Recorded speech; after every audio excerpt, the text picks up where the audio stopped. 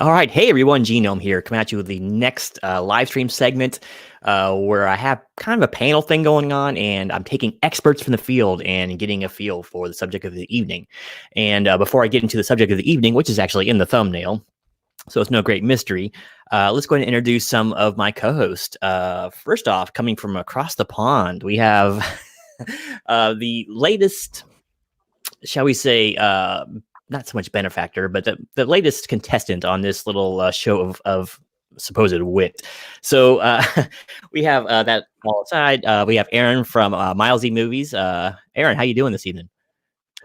I'm doing well, even though it's really, really late here. But yeah, I'm really excited to talk some horror villains with you guys because, yeah, I don't get to do this often on my channel. So this is a cool outlet for me to talk horror movies, just like solely.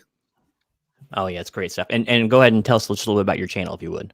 So I focus on new releases mainly, but I have a movie review up every day.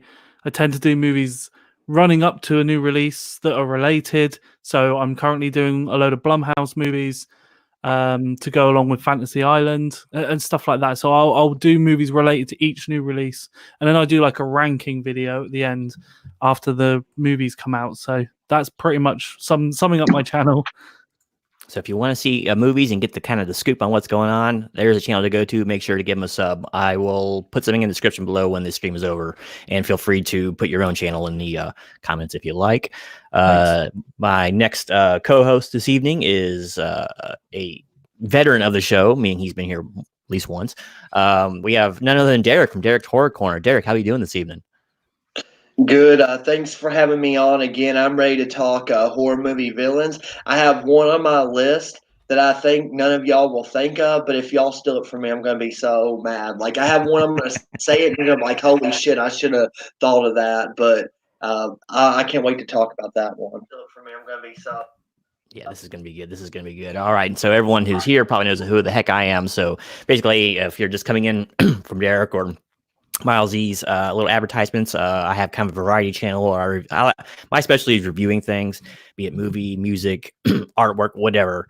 And then I put random videos together of all kinds of stuff. But so that's just me, just kind of the variety hour show. So this evening's subject is kind of given away in the thumbnail, but basically we're going to be going over our top 3 horror villains, monsters, bad guys, whatever you want to call them.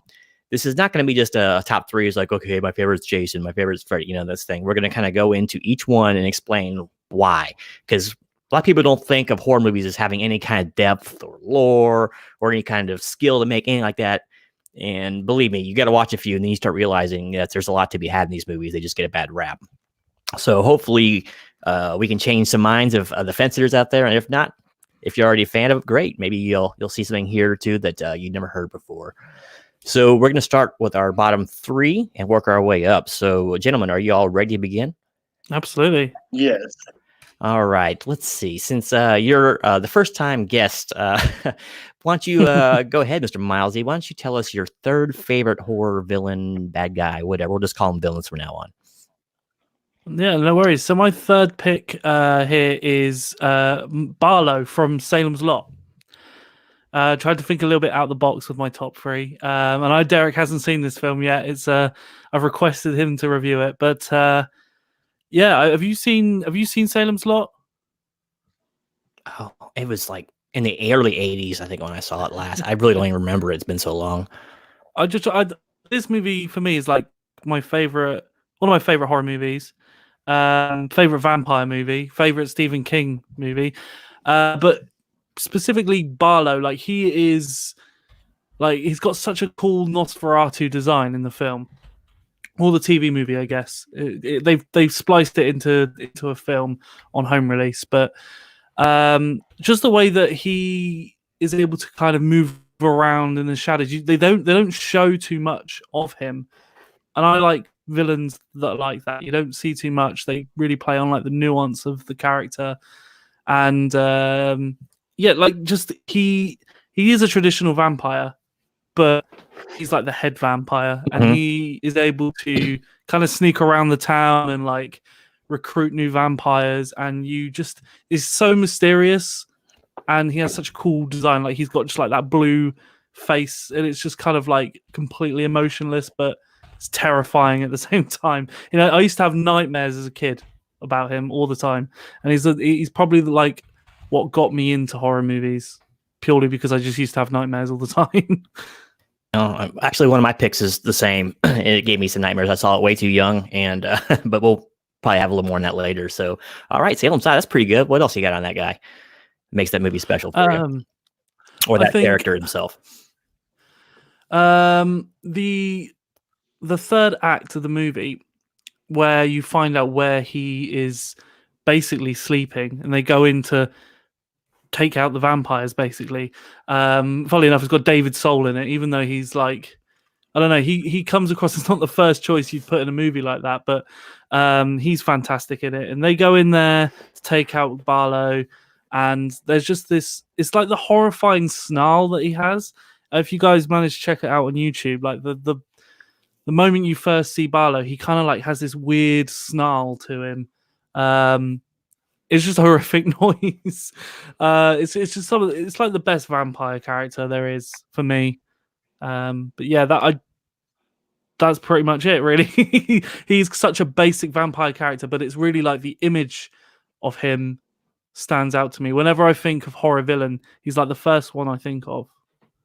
I mean, it's nice to have a vampire who's not Dracula for a change, you know? Yeah, exactly. Somebody different, you know? There's a whole race of vampires, or, you know, you don't know that from the story, but I mean, it's just so nice to have something a little bit different in the genre, because it can get stale. And we had so many years of just Christopher Lee and whatever, everyone thinking that's or Bela Lugosi, you know? But it's like, now we have something that's a little more monstrous. He's not just some suave guy in a cape, you know? He's a guy who's actually a threat to people. And yeah, and absolutely. I see the comment in the chat. The Grey Man says the kid scratching at the window is scary for him.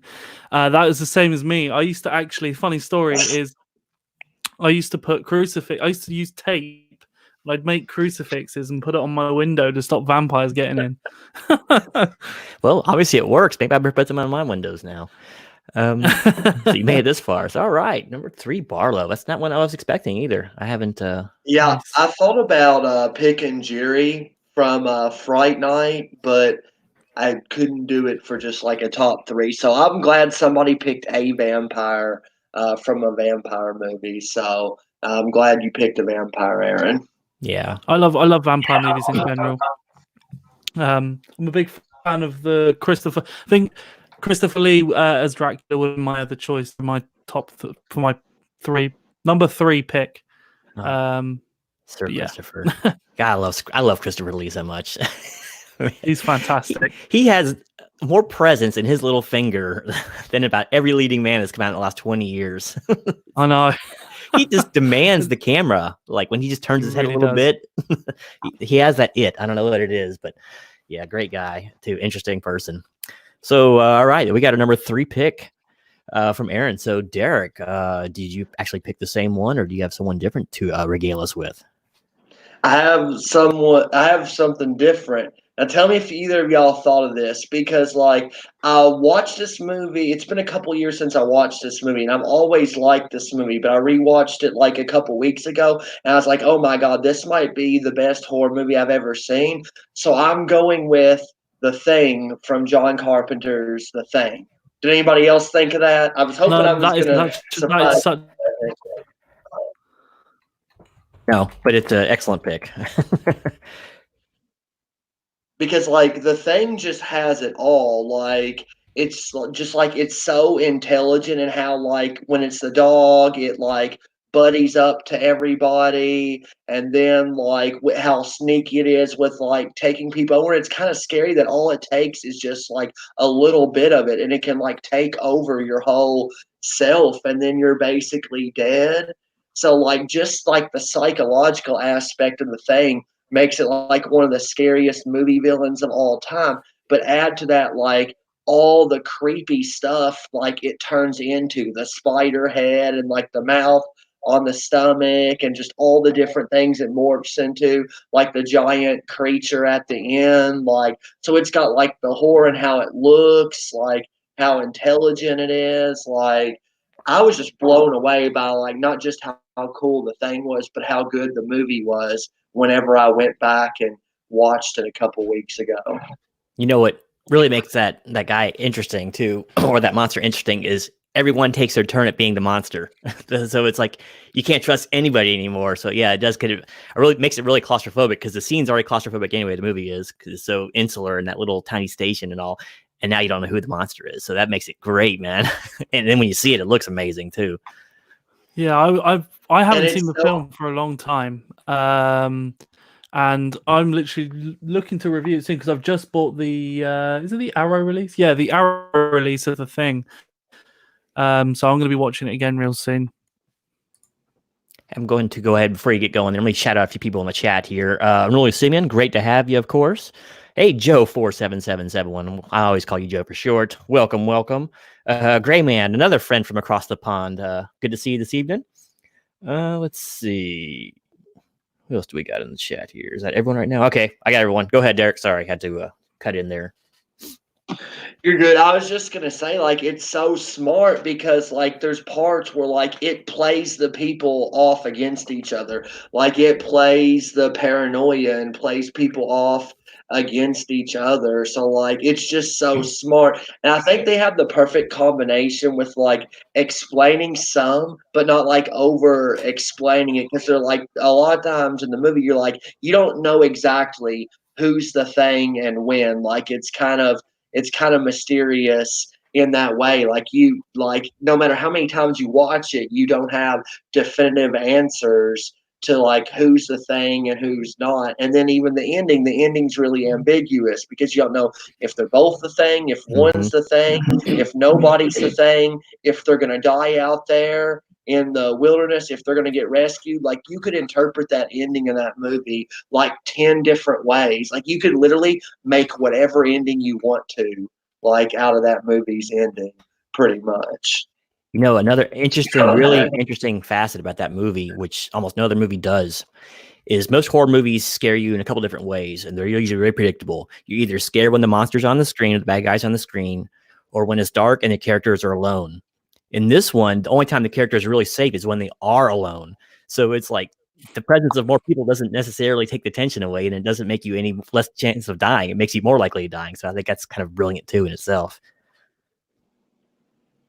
Yeah, there's, like, no time you're safe, because if you're in a group, you're not safe. But if you're alone, you're really not safe either, because that's when it usually tries to come after you and assimilate you, is when you're by yourself, because it needs, like, that time and all that. Like, it's just, I just can't get over it. And I actually like the prequel. Obviously, it's not as good as, like, the original, and the CGI kind of sucks in points, but, like, it's pretty creepy in the prequel too. I'm assuming you guys have seen I think it's the 2012 like Thing prequel or something like that. No, never watched that. No, I don't think I've seen that. It's actually pretty solid. Obviously, don't expect the original, but I think it's a really good adaptation. It shows, like, what happens to the Norwegians, basically, and it's a really interesting. It has really good continuity with the first one, and the only problem with it is they don't use a lot of practical effects, and there's some scenes where, like, the CGI stands out a little bit, but it's good CGI. It's not like it's, like, shitty CGI. Like, it's still good CGI. There's just no beating, like, the practical effects of the original, and the creature just looks so good in, like, every scene. Like, whenever the creature transforms, it never really looks the same way twice in the movie. It was also kind of cool too in that movie. The thing that really wasn't the only killer, you know. You also had the environment was a killer too outside. So there was that creeping doom too of freezing to death that was always, you know, right at their doorstep. So that's a really interesting pick. I like that one a lot. I remember watching that one when I was younger too, and just being blown away by the effects. You know, there's nothing like it. I remember when it bites the guy's hands off when he reaches into the stomach area. Talk about out of left field, man. You can never prepare yourself for that one, especially when you're like 8. It surprises me every time. Well, all right. So great pick there. So right now we have Aaron with Barlow from Salem's Lot for his third pick. We got The Thing. Derek Horror Corner is picking some good ones tonight. So I'm going to kind of hedge a little bit here. And this one is kind of a hodgepodge put together, but it's not a cop-out. There's a reason for it. My third pick is going to be Frankenstein's Monster / David Kessler from American Werewolf in London. the reason I put these together is because I consider these truly sympathetic monsters, right? A lot of people think of monsters and they're just pure evil. They've always been bad. Or even if they had a rough childhood, like some other ones we know about, then they've turned bad. Sometimes people are grown and they have bad thrust upon them, and then they have no choice but to continue doing bad, even though they don't want to. Like Jason has no qualms about doing bad after he turns, right? These two don't want to be bad, especially Frankenstein monster, because he never had a choice in the matter whatsoever. But I know they're very pitiable, and I don't know if you guys ever actually read Mary Shelley's Frankenstein. It's adds a lot of one of my favorite. Yeah, I grew up watching and reading Frankenstein movies, like from the original Universal monster ones to the Hammer horror ones they did over here, and then Robert De Niro's one as well. Like it's just such a classic story, and it just seems like they can refresh it every single time. Like there isn't one Frankenstein movie that's the same. Like they're all different in their own ways. They all have like an underlying story as well, but they all manage to pull something from the book, which to make it seem relevant to the book. And he's definitely, like, I feel like his popularity is maybe gone down in like mainstream public, and I feel like we need a new Frankenstein movie. Yeah, what was that? What was that new one? Frankenstein IP or whatever? What was that called? That new one? Oh, Frankenstein. Frankenstein. Yeah, that's probably the first one in a long time that I didn't like. Yeah, that was a fresh take. I didn't like it, but at least they tried something new. Yeah. And then they did Frankenstein. He had a small role not really small, but he had a role in Van Helsing, I think it was. So they gave him a little bit of character arc there. But I mean, we'll just go ahead and stick to, we all know Frankenstein. For those of you who somehow haven't seen American Werewolf in London, David Naughton plays David Kessler, and he is bitten by a werewolf on the moors and turns into a rampaging, mindless beast, right? And the werewolf is amazing. Everyone knows about the incredible transformation scene. But what really makes him an intriguing character and compelling is he is such a nice, funny guy, man. You really empathize with this guy. Not only is he like out there with his friend, watch his friend get butchered, and then he gets bit. Then he falls in love with this woman, this beautiful nurse over in jolly old England, and it's like you just feel horrible for this guy. This guy doesn't want to hurt anybody, but every time he changes, he's out there just killing people, and he realizes it.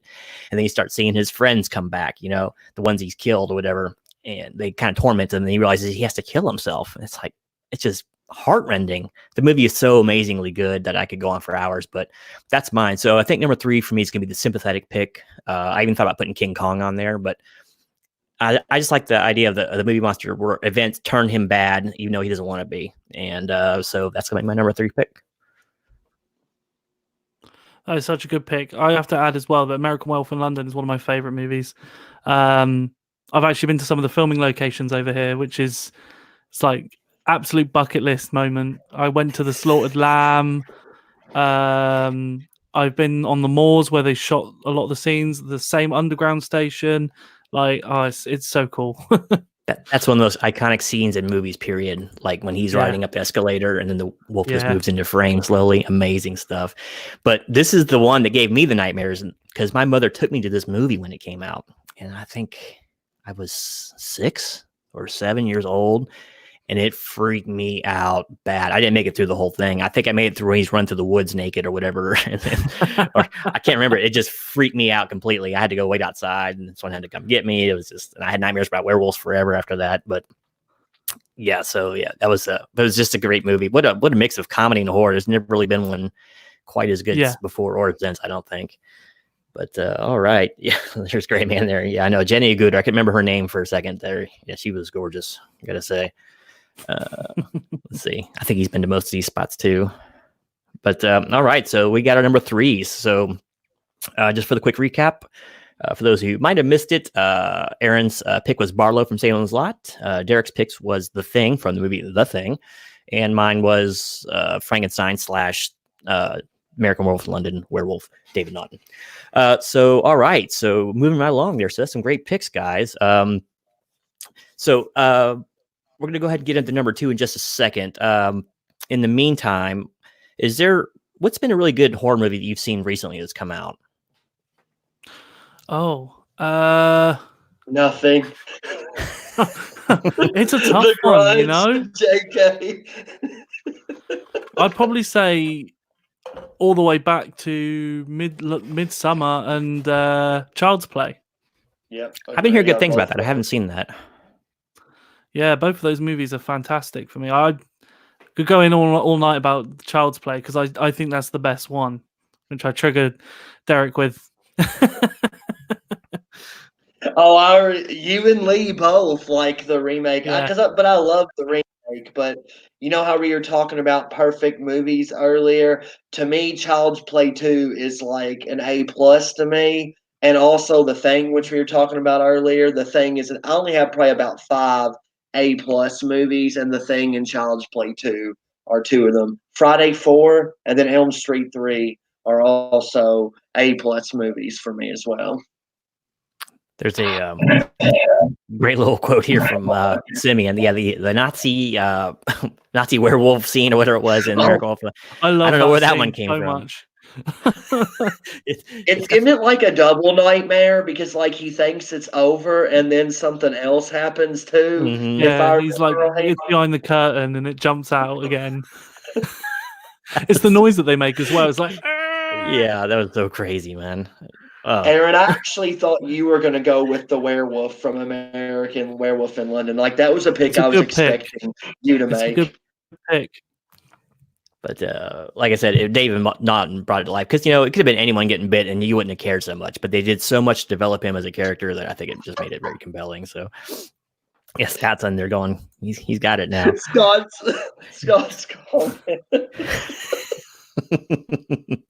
All right, so we got our number 3 pick down. All right, good stuff, gentlemen. Good stuff. Let's get on to number 2, shall we? So, Nice. let's just keep the same rotation going if you want, Aaron. If you want to hit us up with your Okay. number 2 favorite movie villain. So this is kind of a cop out because it's not really a movie, but I knew you guys wouldn't pick it, and that's Negan from The Walking Dead. Am I allowed to pick Ooh, that? that's a good choice. Yeah, it's basically movie length. Yeah, and actually I've got the bat here. Walking Dead's probably one of my favorite TV shows. Lucille. Got the bat, Lucille. I absolutely adore Negan. Ever since he cropped up in that first episode, season 6, the last episode of season 6, and they left it on cliffhanger. It's the comedy, the long when he's being brutal. I'm not going to spoil anything just in case, but when he X person's head in, he makes a joke out of it. He's swinging around. He's like, "It's a vampire bat." I absolutely adore Negan. There's something about him because he's so human, and at times you feel sorry for him.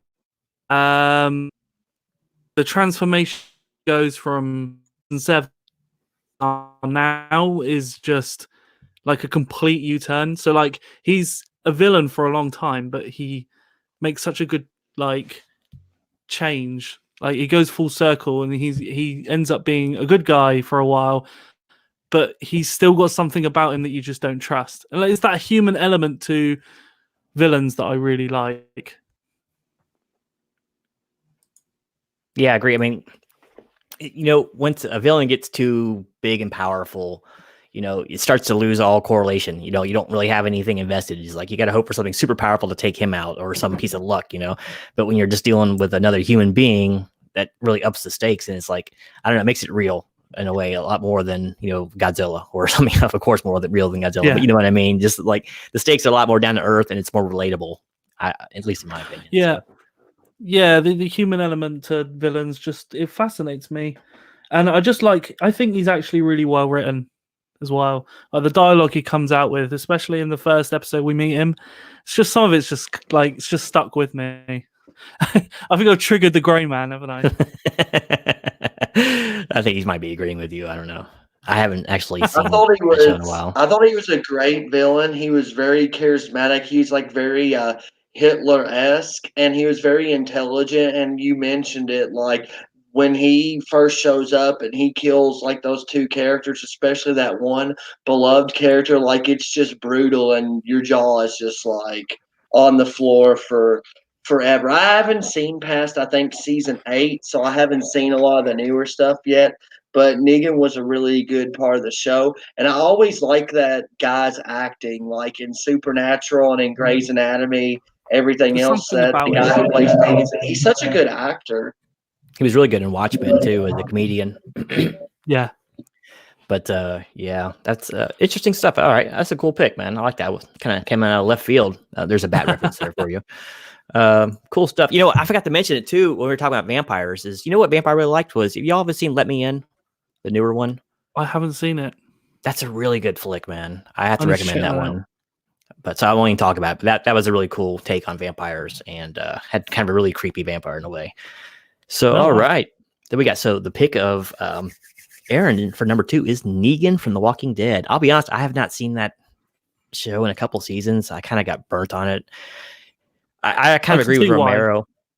I agree with Romero on that one. That's like a soap opera with zombies sometimes in it, but so that gets a little old to me, seeing some of the ridiculous decisions these people make. But anyway, that's a lot of people do enjoy it. That's just me. I do like the first couple seasons quite a bit though, for sure. And Negan was very creepy. It's very hard to get the audience to really hate you. Without being, about being, the mustache twirling dastardly type, you really loathe this guy, so yeah, that was a good pick. So Derek, did you pick the same one or do you have someone different for number 2 there? I have someone new, but I think Aaron either already has an appreciation for this one or will soon. I'm going to pick Jigsaw from like the Saw movies. I've seen them all 100 times. I saw 3 through 7 in the theater, and I've always been a really big fan of Jigsaw.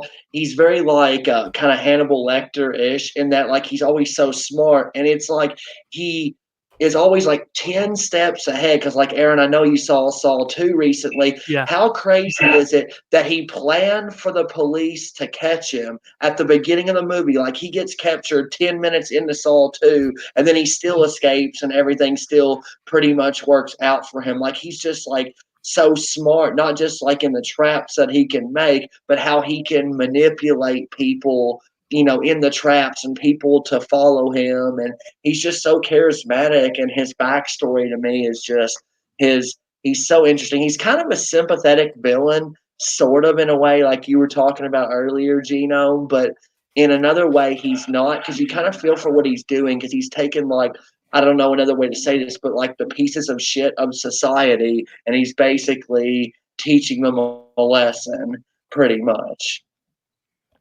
Yeah, he's the smartest villain out there. Like he would outsmart anyone. Yeah, that was it was funny. It kind of ties in with that movie Glass, and he's saying like, who's the most dangerous villain in the world? It's not the huge brawny guy or the guy who can shoot ray blasts out of his hands. It's the guy who thinks, it's the guy who's intelligent and puts together a plan. So he's definitely the man with a plan in the movies. I haven't seen all of them. I think I've seen the first 3. I have the first 2 I know on DVD. I'm pretty sure I saw 3 when I was deployed, but I haven't seen all of them. So I'm not sure how bad, if they fell off or not. And as far as quality goes, maybe you guys can enlighten me a bit. Yeah, well, as of now, I've only seen the first 2. So I'm moving on to the third one in the few days. So I've only seen the first 2, which is crazy. Yeah, I can't remember if it was Let the Right One In or just Let Me In. Greyman, I think it was just Let Me In. Let the Right One In is probably I can't remember what you meant. It may have been a rehash of an older movie, though. So maybe they changed the title. I'm not sure. But this one is a relatively newer one. Let's see. Sorry, I'm catching up in the chat a little bit here. So, all right. So we're number 2. Well, my pick is actually going to be someone who Derek just reviewed a few days ago, and that's going to be the Cenobites from the Hellraiser series. Okay, let's go. There's a lot of interesting stuff going on here, and I've read the novella too, the original and all that, and I was a huge fan of the first couple movies. And actually, I saw Bloodlines even in the movie theater way back. So wow, that's cool. Yeah, and that was the last one that actually had a theatrical release. So I've seen all the first 3 in the theater too. So. But I'm going to focus on the Cenobites from the first 2 movies, because after that, they lose a lot of luster. And the Cenobites are... You don't like the CD shooting Cenobite from the third one? I like the one with the camera. It's time for your close-up. Yeah. I love Hellraiser 3. It's so campy. I can't wait to review it next month. Like, I think you'll be surprised how highly I'll rate Hellraiser 3. Like, it's just so much fun. It's goofball, but I think I rented it a few times on VHS. But what makes the Cenobites so interesting to me is they are so far removed from what people think of as bad guy, and really, they're not technically bad guys. You know, I think of them as like, what's it? Like a butler or a bureaucrat. They're like hell's bureaucrat. It's like I always get from their performance and their mannerisms that they don't even know what job they're supposed to do. They're just turned loose with the powers to do these things and with some vague idea of rules and regulations, but they kind of have their own. They don't seem to even. There's no sense of time for them. There's no sense of hurry. They don't really seem to have a goal other than to torture. And it's because they don't feel anything. They could. It's funny that they work so hard at their craft of like torturing and giving pleasure and pain when they can feel none of it themselves. So it makes them a really interesting villain. And these are some bad guys who less is definitely more. Like in the first two movies, there is a sense of impending doom when these guys show up. It's kind of nerve wracking. It's like you hear those bells, dong, dong, and you know something bad's going to happen, because, Frank spent years in hell getting torn apart. And so, you know what's coming, for anybody who's dumb enough to open the box. But luckily they have rules somewhat. But their character design is just so interesting. Most of the time, the way they talk, especially in 2, the Cenobites in 2 are just spot on. Doug Bradley's amazing, as I know Clive Barker hates the term Pinhead, but he's amazing as Pinhead. He has this serene calm about him, like he's seen everything and nothing can surprise him anymore. And he doesn't really care, but he has a job to do, So, and the fun fact is, from the first movie, they got that weird looking creature that's coming through the wall. That's actually the engineer. That's supposedly the big bad guy who's actually orchestrating everything other than Leviathan. Those are, but you would never know from the movie, right? He's just some screaming things. But I don't know. I find them very interesting. And the fact that we find out they were human at one point just kind of gives them another layer. And realizing, hey, once again, anyone could be a bad guy if circumstances present themselves a certain way.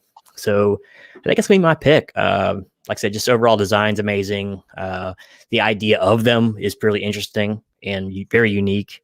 And they're truly terrifying in the first 2 movies. And they don't only move around. They don't grab people. Chatter does like once, but they're not like this typical machete-wielding slasher, So they're a little more cerebral, a little more calm, and all the more horrifying for it. So that's my number 2 pick, is the Cenobites. Nice. I've actually only seen the first movie. I remember seeing the ending of the movie. Yeah, I saw the ending of the movie and I was just like, this is batshit. I was just like so confused at what I was watching. That the weird like sort of stop animation stuff at the end of the movie. I watched it when I was quite young. I am gonna watch the newer ones soon, but the later ones. But yeah, to me, you gotta at least check out 2. 2 is 1 and 2 are brilliant. There's excellent. Some other hit and miss ones in there. I think 2 it kind of rivals 1. Like I think 2 is a really strong sequel. I like. Go ahead. Go on, carry on. So, I was gonna say I like the Cenobites in 2 better, just because they seem a little more relaxed in their roles. Like there's no snarling from Pinhead. You see that just a little bit in the first one. They're just more glacial and all that. Chatterer and all that looks really. The costumes look a little bit better too. But yeah, both movies are just amazing, and the imagery in both is just horrifyingly and good for the budget they had too. Yeah, I was gonna say the imagery and the also the concept of Hellraiser and the Cenobites for me was scarier than the execution. And again, like you said, the mystery side of it, like not knowing exactly what they are and just having them show up the way they do is more scary. So I guess the reason why I kind of held off from watching the sequels was I didn't want my view on them to change. No, I can see that. And I'll tell you what, you can watch the first 2 and your review will stay the same, if not climb up a few points. After that is when it changes.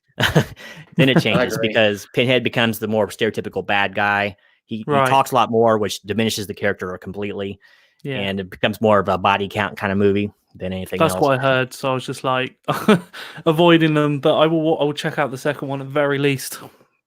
What's so interesting They too have about nice Arrow releases of the first two, which I might actually pick up because Desmond shared that sale that Family Video's having or whatever. And I don't have the Arrow releases. I have just them on regular DVD. So I need to upgrade them, even though I just already watched and reviewed them recently, the first two. Part 3 doesn't have a good Blu-ray release. Like, none of the movies have a good Blu-ray release after the second one, which is kind of annoying. I see that there's a trilogy. There's an Arrow release of the trilogy I've seen, but it's just so damn expensive. Yeah, like there's nothing affordable Blu-ray past the first two. It's annoying. Scream Factory or Arrow needs to fix that. there's an interesting I want a question there from Unruly. I haven't read these yet. I didn't even know they were out there. I haven't either. That's cool. I'll check that out because Marvel actually had a comic run of Hellraiser series. I got a couple of the graphic novels and a few of the standalone comics, and it showed Pinhead as kind of the leader down there doing Leviathan's bidding, but he had his own sect of Cenobites out there that was kind of doing what he said. It was interesting. Hey, Big D, welcome to the stream. But yeah, another thing interesting about the Hellraiser series in particular is the damn weapon of choice, these hook chains.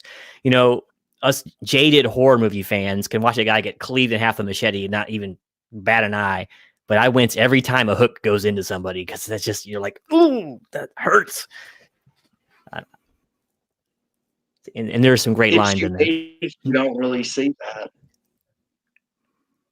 All right. So, hey, welcome, Movie Freak. Good to have you. I remember you from over in Derek's channel. Good to see you. Same with Big D.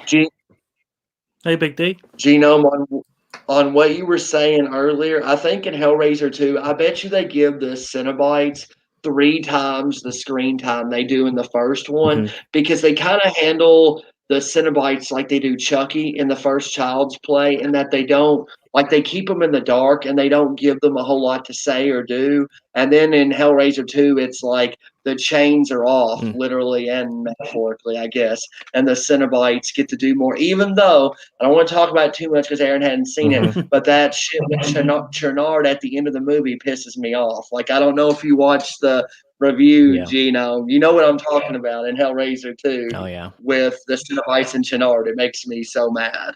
I have a whole theory about that. I might even do a video about it, or I'll get with you offline. I'm not going to ruin it for for Aaron here, but let's talk about that. Like, message me about that later because I've been so mad about that since I rewatched the movie the other day. But my theory is Leviathan knew it was going to happen, so he made it happen. But anyway, so all right, so there's my number 2 pick. So let's go ahead and do a brief recap while I put some more comments up on screen. So Aaron's number 2 pick was Negan from The Walking Dead, a very human character with a very wooden bat. And Derek's number 2 pick was Jigsaw from Saw, the poor cancer-ridden guy who makes people realize that their life could be worth living through brutal torture. If we are always so esoteric there. And all right, so great picks, guys. Of course, mine was the Cenobites from the Hellraiser flicks. I don't want to pick anyone in particular. My favorite one, design-wise, was the Butterball. I like him a lot. And he was supposed to have a lot more speaking lines, too, in the movie. And but the prosthetics wouldn't let him speak. So they gave all his lines to Pinhead. Fun fact there. I reached out to Barbie Wild, who plays the female Cenobite, to try to get her to do an interview, but I haven't heard back from her. So we'll see. Let's see. Let me get this one. All right. So we're getting down to number 1. So for the number 1 monster pick, I mean, there's probably, I'm really curious to see if we all pick the same one or if it's going to be completely different.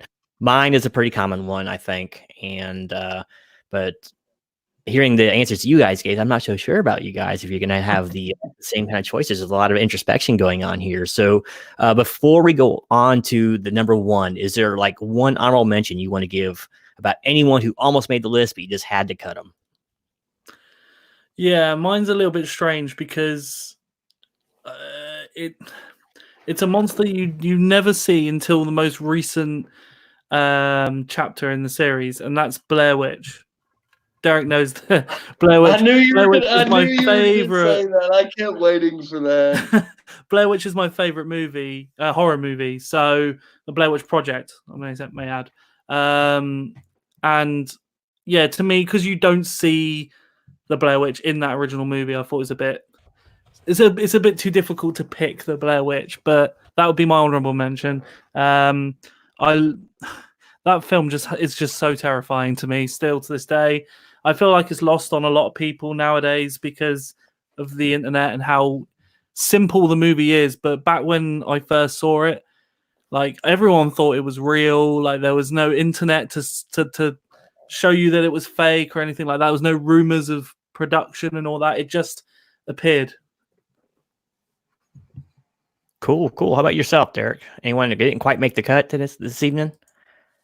I mean, obviously I'm wearing a Chucky shirt, and I wanted to put Chucky on the list, but I wanted to go with like more, not for my number one, but for my number 2 and 3. I wanted more like unique, outside the box picks because I grew up on like the major horror franchises, so I could have just went like cookie cutter, all the big horror icons, but I wanted to kind of switch it up and do some interesting stuff. My number 1 will be very cookie cutter though. If you know me, you should know what I'm going to pick. The one of my other picks is a little more cookie cutter. My runner up is actually Jason Voorhees. Just because I'm such a fan of the films. Not that he is like incredibly introspective or story worthy, whatever, but he has some cool lore behind him if you get down to it. And just I know the overall movie is just so cool and fun that he gets a nod just for doing all that. And I do find it intriguing. Like I've even written stories about him still sitting at the bottom of the lake, with the chain around his neck and all that. Cause I find that kind of imagery really cool. And there's something to be said about the unstoppable monster who is still a little more on the human side. He gets more powerful and they just do so many different things with him. You can do anything you want with Jason, stick him anywhere and he can still be Jason. I think that's kind of fun. And I always like the idea of him kind of like, he's like the junkyard dog tethered to Crystal Lake for the most part, which is always kind of cool in my mind. It's like he can go anywhere you want if he stays at the lake, the scene of his crime. So he's going to be actually one of my runners up just because I love Friday the 13th movie so much. So, all right. So let's go ahead and get to the top. First off, let's see what we got here for anyone new in the stream. No, looks like the same folks. Corey's here. Hey, Corey from CDR. Corey! Fun fact, I believe Blair Witch is shot in Ocala, Florida, and that was really close to where I used to live in Florida. I lived there for a long time. Ocala's an interesting place. Good barbecue. Right, so let's go ahead and get to the top number 1. Y'all ready for this? Yeah, let's do it. All right, Aaron, if you would be so kind, go ahead and lead us off. Who is your number 1 favorite movie villain / monster / bad guy in cinema history? See, I would have picked Freddy, Michael Myers, or Jason, but I wanted to exclude them purely because it's just the obvious pick. So my next pick is Reverend Kane from Poltergeist 2. That movie to me, it's the one of the sequels in a horror movie that's actually, in my opinion, surpasses the original movie. And it's because of that character. Again, it's another character that gave me nightmares. I watched it when I was way too young. I shouldn't have watched it. The way he would just like, the first time you see him and he's walking through that shopping center towards Carol Ann, and like people are walking through him and he's just got like this dead look on his face. Music's kicking in, like that scene scares the life out of me, and he's all sort of like singing. That dude is creepy. Like it's the way he's like, God is in. It's wrong. It's absolutely wrong.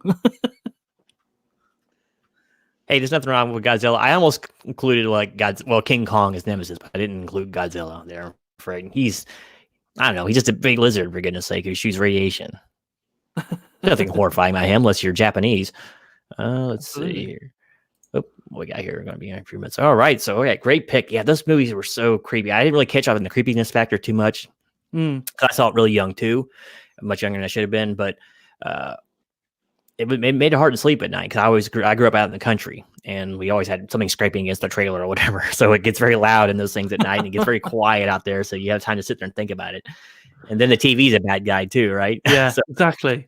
we had it all. Stuff under the bed, the TV's bad, scratching windows, There's a scene in that film where the mother is, I'm trying to remember the name of the mother now, it's completely gone. Diane. Is it Diane? She's in front of the mirror and she sees a flash of like all of the people like underneath the house, and they're all like, they all want to be free. And there's Reverend Kane at the top of that, and he's got like this really creepy like smile on his face. And what made it like his performance more harrowing is that he was actually dying as he was making that movie. He actually had cancer while he was filming that movie, and to me, it just gave something else to the character that was more like ghostly. Yeah, he does ethereal. He definitely did not look well. I mean, he No. was so skinny and all, and hollowed out, and yeah, but he still trucked on and made a really creepy protagonist, And And then they ruined him with Poltergeist 3. I remember not liking 3 at all, but 2 was, it's been years since I've seen 2, but I do remember him being really creepy in 2 and liking the movie a lot. He's got that gigantic smile of his, and yeah, it was something. Oh, CDR's coming with I Love King Kong. That was like my favorite movie growing up. Like when we first got a VCR way back in the 80s, I think for Christmas or whatever, I got King Kong, the original, and I watched that over and over. My mom had to come take it away from me because she got sick of hearing Fay Ray screaming all the time because I just put the movie on repeat. It was amazing. I love King Kong. Absolutely awesome films. I've got a really sweet box set. It opens up into like an Empire State Building and everything. It's amazing. That's cool. It's nice. The original was really interesting how they put it together too. Like use real animal fur and stuff, rabbit fur or whatever for his hide and his pelt. It was like Ray, like a metal indestructor or whatever underneath. Yeah, Ray Harryhausen was an absolute genius. I like all of his films. I can't remember. Did he do Metropolis as well? I'm not sure if he did Metropolis, but he did Clash of the Titans, Seven Voyages of Sinbad. I love those movies growing up. All of those movies growing up, like I watched them religiously.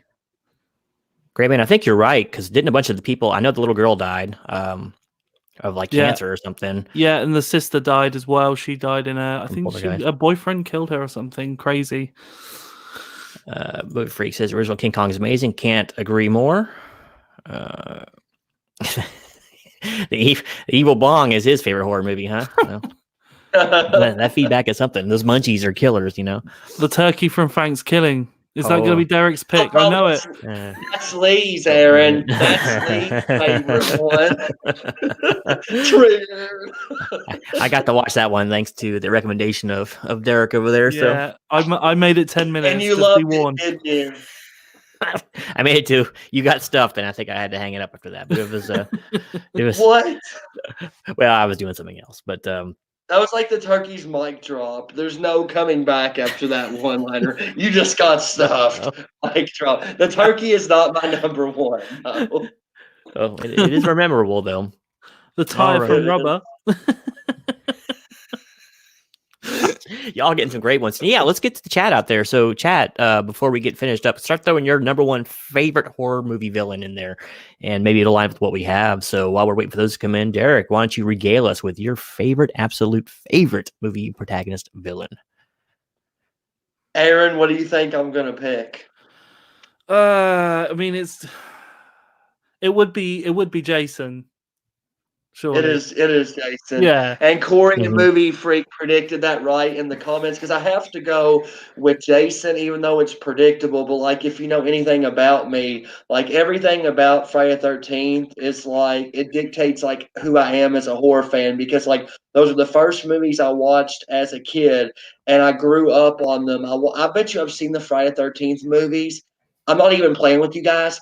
50 times or more on a lot of them, especially like the first 6. I've probably seen them 50 times.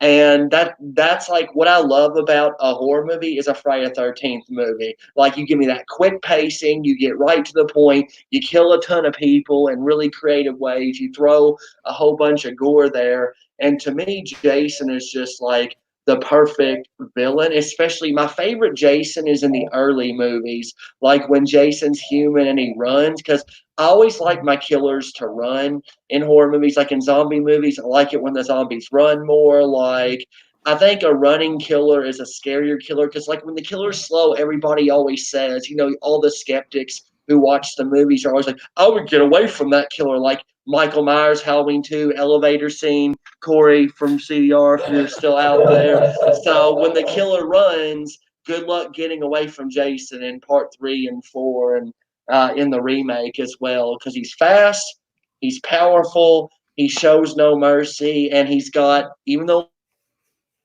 him when all these for now, Jason has the highest body count of any slasher villain. I'm 99% sure. All right, Mic so drop. there was someone that you never could know because he had some interesting ones earlier. All right, we got Jason Voorhees coming as Derek's number 1 pick, and got some dissension in the chat a little bit, but I think a lot of people did expect that. So hey, it's no surprise. I just did a review of the entire Friday the 13th movie series myself, and it was great because I hadn't revisited those movies in so long because we used to watch those like every weekend. I was a Halloween guy, and my best friend was a Friday the 13th guy, so we always get one of each every time I go to his house to spend the night and just watch him. Who knows how many times we've seen those stupid movies? So, but all right, so I guess that's down to me now. My favorite one. Well, I want to break with tradition a little bit here, but I'm not going to. I'm going to pick the obvious pick, maybe for the reasons that people hadn't really thought about before. And my number 1 pick is going to have to be Michael Myers. And that's not just because I'm a Halloween fanboy. I actually haven't seen a lot of movies in quite a while. But there's so much going on with Michael that maybe a lot of people don't think about. People think, okay, he's the big, quiet brute who kills people, right? That's all there is to Michael. There's a ton more to him. And what he brought to the genre cannot be understated. You never looked at slashers the same after him. Prior to that, and even after that, a lot of times a slasher would throw out a one-liner. He would say angry things. He would run. He would look aggressive. He would make noises when he got hurt, whatever. There was a lot of stuff going on. Michael did none of that. He was a blank, empty space with a mask and a jumpsuit on. And his whole purpose in life was to kill one person, and he didn't get to do it. What would have happened? I always think this in my mind. What would have happened if he killed Laurie in the beginning? Would he have just stopped and shut down? Because that was his goal. He has like one goal, and everyone else is just in his way. Or would he have killing? Now you get to the later stuff, with the whole cult porn stuff that was going on, pretty weird in the later movies. Oops, sorry, we're getting some feedback there. Hello? Okay. That's creepy. Yeah, there's some. I hope that's not me. That happens sometimes. It's not me. Let's see. Picking up feedback. Okay, there it goes. It stopped. I bet you it is. Maybe it hasn't stopped. Exterminate. I know. That sounds like the Daleks or something here. I'm waiting for the Cybermen to come bust into the wall here, but oh wow, I don't know if I can keep talking like this. Let me try something. No, Hold on 1 second. It's me. I'll mute I you. have to come back. Okay, come on back when you're ready. I'll call you back in. Come back, guys.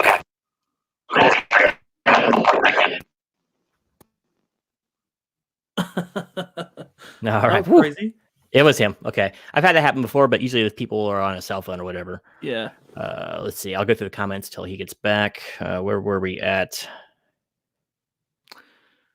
Sorry about that. Derek should be back any moment, and I will continue on with my dissertation. Unless you need to go on, Aaron, and then I can go ahead and start wrapping up so you can get out of here. I know it's really late for you. Yeah. What time is it? 1 let's o'clock. see. 1 o'clock for me. You were saying about. Well, he was saying. Where were we? We were about Halloween. So, Yep. For me, Halloween would have been my pick if I tried to avoid them because every time someone asked me, I'm like, oh, Michael Myers. Mm-hmm. For me, Halloween, the first one was always like a psychological horror for me, like because of Michael being the shape, like the shadow. That's how I always envisioned him. And then like the movies that follow were like just there were slasher movies to me, and I like the second one. I like I exclude the third one, right? But Yeah, the fourth one I really like, and then from then on, I just kind of sort of lost touch with it. But I do like to. I'm one of the few people that love 2018. I really like the last one. I haven't seen it yet, but fair. I'm so lame. I might catch it later if it comes out on like Hulu or something. But yeah, that was, I don't know. I find him so interesting, and I don't know. He's like, you're like, it's like fighting a shadow. It's like, because you don't ever see him. You see him walking a little bit, but like when he's in action, it's like a one hit grab. So he just usually comes out of nowhere and gets you. So you're like, you never feel safe around him. No.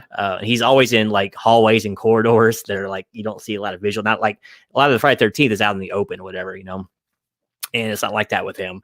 So I don't know. There's just, I don't know, so much going for him. You never see his eyes at all. And, he has a particular walk. He has a particular way he turns his head. Like, they aren't easily like recreated. Like, there are a lot of like fan films out there that they even nail it or they don't at all. And then even some of the main movies like that. I thought the walk in Halloween 2 was just weird to me. Like, he just didn't walk the same. But yeah, for me, it really was about that one movie, the original movie. That was always my favorite. And, you know, the other interesting thing, too, is with a lot of the aforementioned villains or bad guys in horror movies, you know, there's a reason, once again, they become that way. And it looks like Michael's just evil from the start. Because it looks like, I mean, you can't tell. You don't see much of it. But it looks like it's a nice, normal household. He's got an older sister. Of course, she's doing bad stuff, but no big deal. The parents are just out eating dinner or whatever. So it looks like a normal suburbia place, right? And here's this, 5-year-old kid who's just evil. And he just keeps growing up, and you're like wondering what is the trigger for this kid. And that's another thing I like, that I like villains that make you get into the mind a little bit of try to figure out what makes him tick. And it's like, why is this guy so mad at his sister now, or why is he wanting to annihilate his family? So yeah, and I think it's really strange how he kind of evolved over all of the movies, and even up to like it got so different with like Halloween Resurrection, like how the character behaves. Like, if you really like look at the way that he behaves in all, even in like, is it Halloween 5 or 6 again, like completely different. And like they never captured the same Michael that he was in the first movie, in my opinion. But yeah. Yeah, I know. And like I said, in the first movie, less is more. Like I said, I'm not a gore hound, so the kills are fine with me. I don't really care as long as it's creative, you know, in a way, or brutal. But most of his made sense, you know, physically speaking. Maybe the one on him picking up the guy with one hand and knifing him to the wall wasn't quite so realistic. But I mean, yeah, that's true. That one's a little far fetched. Just no one can do that with one hand anyway. But it's I know, it's just so interesting. Like I said, he glides when he walks, and he's a little more grounded in reality than a lot of the monsters were. You know, there's nothing really supernatural about him. He's just a person. And like I said, a lot of times those are the scariest people. It's like, this could be Ralph next door, or Ted, the neighbor down at the plant or whatever. And here he is killing people. Yeah, it goes back to that human element again. Like, it's more, if it can really happen, is the reason I love the film The Strangers as well. Like, it could just happen, and there's no motive behind it. I remember that movie. That had Liv Tyler in it, didn't it? Yeah. And the guy from Underworld, I can't remember his name. Scott Speedman, I think it is. Yeah. And I remember that being pretty decent. It's a great film. Again, it has the same kind of ideas where less is more, and they don't give you a motive, and it's just happened. And that makes it scary for me. And bad things can happen to good people, even in the movies. So yeah. And it happened to a lot of people over the Halloween series. Like I said, I think the last one I saw was H2O. I don't think I've seen one since. I did see. I was really drunk at the time. I saw the Rob Zombie, the first one. Yeah, and I remember hating Laurie so much I couldn't wait for her. I was hoping she would die and then he would change the ending. But that Laurie is just ridiculous to me. I should rewatch it again to give it a fair shake in case I want to do like Derek did and do like a comparison between the two. But I remember just really despising it. Yeah, to me, it's a good horror film, but it's not a good Halloween film. And then the second one just, oh man. I hear he turned it into a music video again, which is all kinds of strange imagery and stuff. It was it's bizarre. Well, that's cool. Where the heck is Derek, man? He's not coming back. Oh, look at this gray man with the deadites. Yeah, I haven't seen Evil Dead in quite a while. You know, I watched Army of Darkness again a couple years ago, and I didn't enjoy it as much as I used to. I don't know if here's the thing: I've never seen Army of Darkness. I've seen the first two Evil Deads. I love the first one, but they're actually making a new one, aren't they? Yeah, I read that today. Yeah, it was like 4 or 5. They're calling it 5, but someone ask what happened to 4. Now, those are some good ones there too, Big D. Gremlins scared the hell out of me when I was a kid. They were really... I was about to say Critters, actually. Critters was one of my picks originally. I was like, shall I go with Critters? That is such a cheesy series, but I absolutely love those films. Had the best tagline ever on a movie cover too in the VHS. But they eat so fast you'll never even have time to scream. It's classic, man. Absolutely awesome. And they drink Meisterbrow beer. I remember that. I haven't seen it in a while. Oh, looks like he's coming back on now. Let's see. I'm trying to keep up with the chat here. Yeah, Zombies from Return of the Living Dead. Great film. That's a great film. I'm actually watching it on Amazon right now as we speak. I haven't seen it so long. I miss Linnea Quigley too. They had I can't think of him. Tom Matthews from Friday 13th Part 6 was in there too in the starring role. So he has a little horror. My favorite zombie movie. Second favorite. What's your first? Train to Busan. Literally, I just watched it last night. Literally, it's blown my mind. I don't think I know that one. It's a Korean one. It's a Korean one. It's really, really good. I'd recommend watching that one. I can't say too much because it's so easy to spoil it. I was telling Derek the other day, one of the ones I like is, have you seen The Horde? That was a pretty cool one. It was like a French movie. Let's see. And the grabbers from Tremors. Those were the graboids, weren't they called? The graboids in Tremors. Kevin Bacon and Fred Ward. Those are awesome. That first film is insanely good. I used to have that one on VHS too. Yeah. A lot of great lines in that one. Yeah, I hear they turned to the ass blasters later. That was a classic one. I thought about even putting those. I like some of the more monstrous monsters too are fun. Yeah. Let's see who we got here. Julie from Return of the Living Dead is pretty good. Oh, 3. That was one of the first DVDs I got. Return of the Living Dead 3. Let's see here. I think my favorite zombie movie is Day of the Dead. Return Zombie Scares. Fast, Super Smart, Hard to Kill. Really good. I just watched that for the first time a couple weeks ago. Hope you still with us there, Derek? Mr. Freeze. Mr. Freeze got a hold of him. There you go. All right. Yeah, I think I'm lagging a little bit.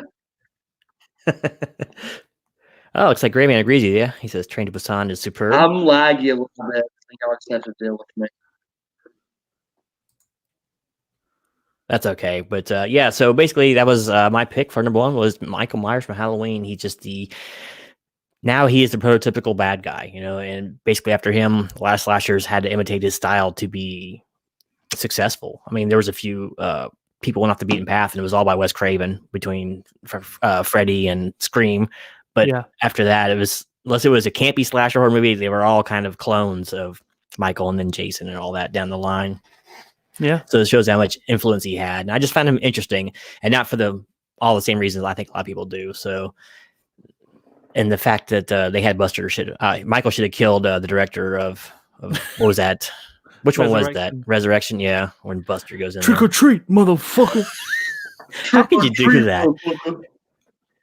I did an interview with Adam Marcus, who directed Jason Goes to Hell, and one of the only stipulations that the studio gave him was don't make fun of Jason, don't make him a goof, don't make him the audience laughs at him. Then they do that with freaking Michael Myers, like the most serious of the bad guys. You know, how could they do that? I always laughed at that one scene. That was one of the first major horror movies. So, go on, Derek. I was going to say, Resurrection was one I remember. I saw it as a kid. It was one of the first major horror movies I ever saw in the theater. And you know a movie's bad when you're really young and you know the movie's bad right away. Like, I was so mad. Like, when they explained age, just wanted to leave. God, like I can't even watch Resurrection, that opening scene, because I get so late that I just the time I like if I Lord I can put up with the movie, and like we talked about earlier. Well, it just made no sense. It's like, okay, so Michael stabbed the guy, whatever. But why is he not talking? Why is he not moaning or nothing? Why don't they take a mask off him when they throw him in an ambulance? None of that makes any sense. If they showed like Michael cutting his tongue out or something, maybe it would have made some sense. He couldn't speak or breaking his jaw. But no, it made absolutely zero sense. It's that scene in H2O that always makes me laugh. Is the one where she hits him over the head with a fire extinguisher. I don't know. For every time I see that, I just laugh and I can't stop laughing. It's just the way he falls down. I think the funniest thing for me is when he like pulls him, or he's like hanging up on that pipe or whatever and lowers himself down, sounding like some sort of Michael Myers ninja all of a sudden. What was that? It's from? when I mean, he gets.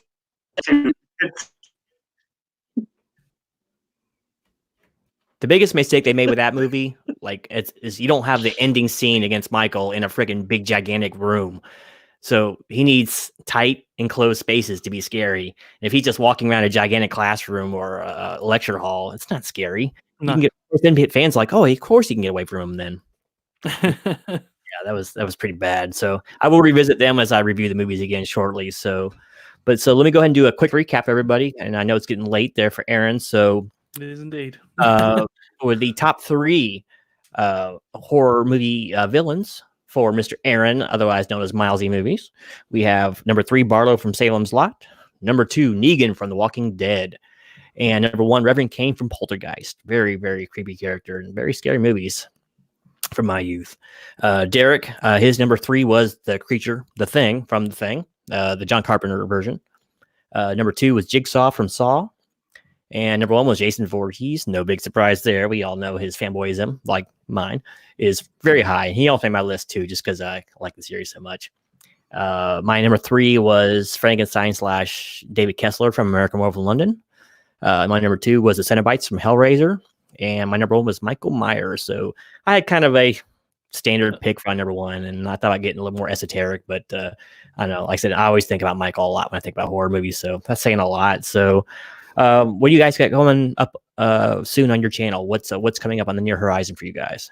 So I am watching and reviewing The Boy 2 tomorrow, alongside with Court of the Wild, which is the new Harrison Ford film. And from there on, I'm reviewing the original Wolfman and the Wolfman from 2010. And I've got an ongoing Saw review series in the run up to Spiral. So loads of stuff on my channel. Derek, how about yourself? We got some royalty in here. 3B Video is visiting by. Good to see you, my friend. Good to see you. I like to watch his Friday 13th online gaming videos. They're hilarious. Derek, Mr. Freeze, are you there with us? Blink if you're still alive. I want proof of life. Oh no. Put something in the comments. But we're going to assume he's going to do some more horror movie reviews and that sort of thing. I myself, there he is. I'm freezing up. There he is. There. He's here in spirit, everyone. But yeah, so it's been really fun going over this stuff, and hopefully maybe we'll get to do some more in the future. Let's see. Oh, no royalty here. Oh, come on now. Don't be modest, my friend. It's great. I love your freaking setup, by the way. I just love the VHS background and all that. You have a great little studio. And like I said, your live streams are great fun. So, hey, Aaron, I really want to thank you for showing up with me tonight. Oh, thank you. It's been a real fun subject talking about our favorite movie horror villains. If 3B, if you want to throw yours in real quick, I'll read them out if you have your top 3 picked out. But yeah, as far as my channel goes, I'm just gonna have some more TV show reviews, movie reviews, music reviews, comic book reviews. If I can review it, I will do it. That is my catchphrase, and it's kind of what I do, you know. And then whatever the other randomness I decide to hit. So if I'll give chat a few more minutes, but Aaron, if you need to get going, feel free, and I'll see if Derek's coming back in. I'm not sure. Excellent. Cheers. Thanks very much. Thanks for having me. It's been good fun. It's been great, man. I'm glad you can make it. Until next time. Catch you later. All right. Here's Derek here. Let's see. Post a link. 3B. If you, I don't know if it'll let you or not. Victor Crowley. Oh, he's interesting from Supernatural. Interesting. Michael Myers and Jason Voorhees. Yeah, well, 2 of those were our top 10 or top 3 tonight. I had Michael Myers and Derek had Jason Voorhees. Victor Crowley. We had another TV show villain that was Negan. That was Aaron's pick for number 2. Actually, Crowley's interesting because he's been in some pretty cool stuff. His actor was in. I remember him first seeing him in Battlestar Galactica. As the shifty lawyer, and he was really good as that. And then he was actually in an episode of Star Trek Voyager. He was a shifty parent too. Victor Crowley from Hatch. I'm sorry, I got the wrong one. I'm thinking of Crowley from Supernatural. Derek is trying to come back on, so I'm kind of just killing time here. But sorry about that. I got the wrong guy there. I don't know what Crowley's name in Supernatural is. First name. Oh, it's Angus, something like that, because he's from Scotland. Okay, Dr. Eric is coming back.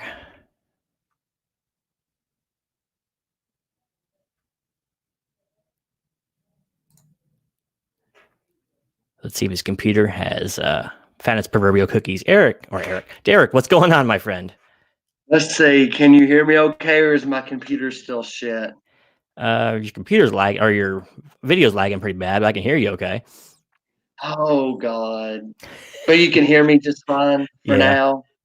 Yeah, it's like it senses weakness, man. It's like, oh, I know you want to stream and talk about these guys, but yeah, we're not going to be having it.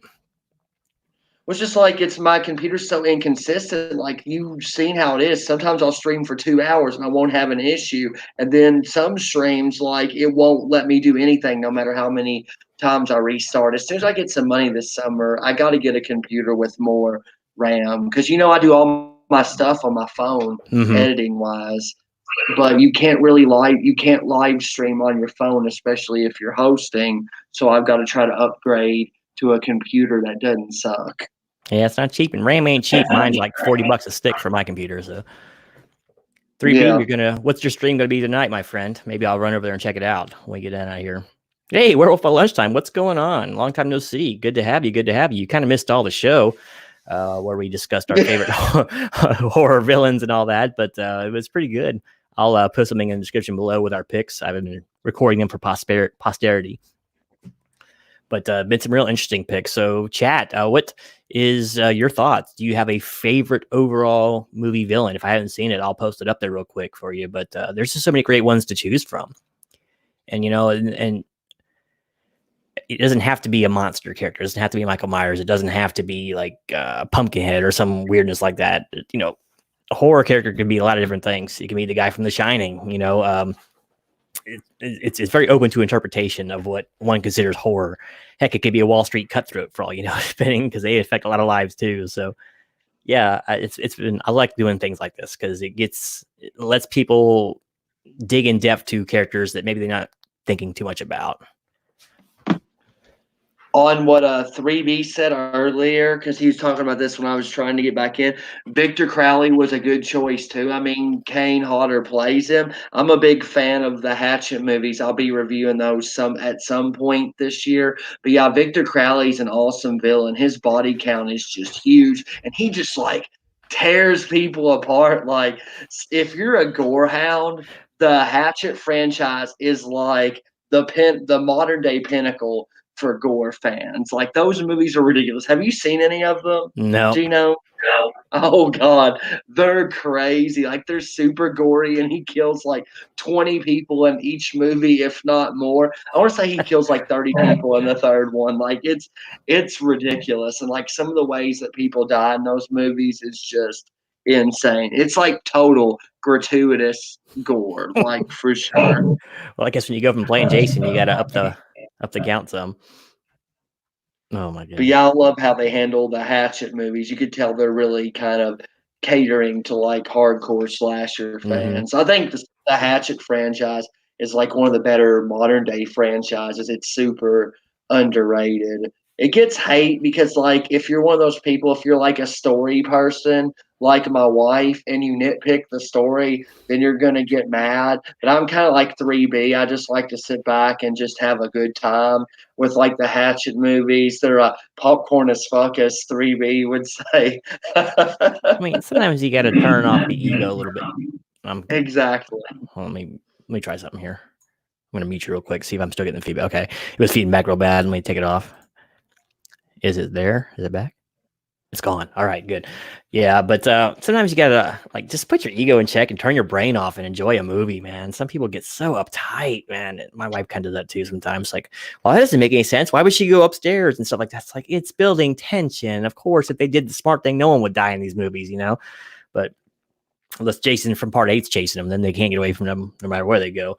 But he just teleports. He just but that's teleports a whole out. other story for another day. You know, I was surprised no one mentioned Freddy. Was he anywhere near in your top 3 for picks?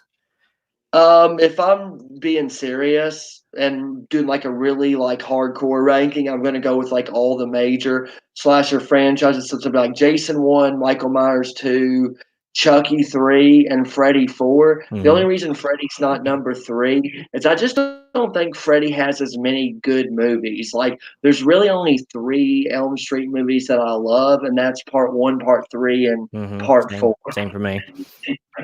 New Nightmare was okay. It had its moments. Yeah, but that's not like, it's not like vintage Freddy though. Like, that's the thing about that one. Like, that's not really Freddy, like in how he acts and how he looks.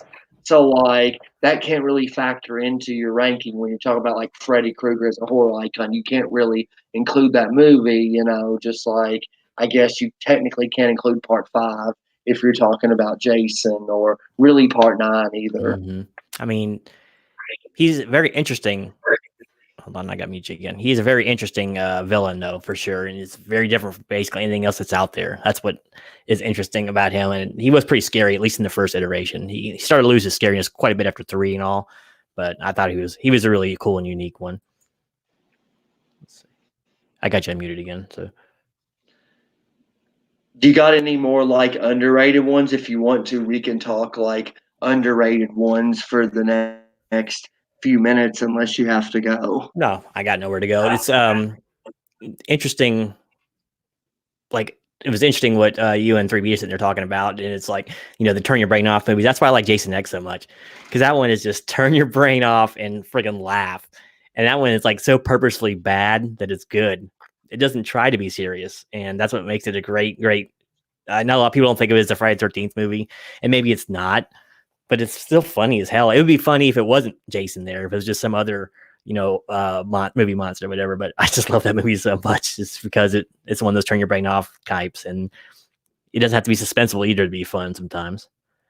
Well, like, the thing that makes me annoyed is like there's 3 types of like movies to me, and some people try to judge every movie by the same formula. There's like the serious, like smart movies, then there's like so bad it's good, and then there's just like, you know, like fast-paced like slasher or like popcorn superhero movie. Like, you can't judge like a so bad it's good movie or like a popcorn slasher superhero movie the same way you judge like Silence of the Lambs, or like something that's like supposed to be really sophisticated and smart. But some people try to take the critic mindset to every movie, and it's like, it's so annoying.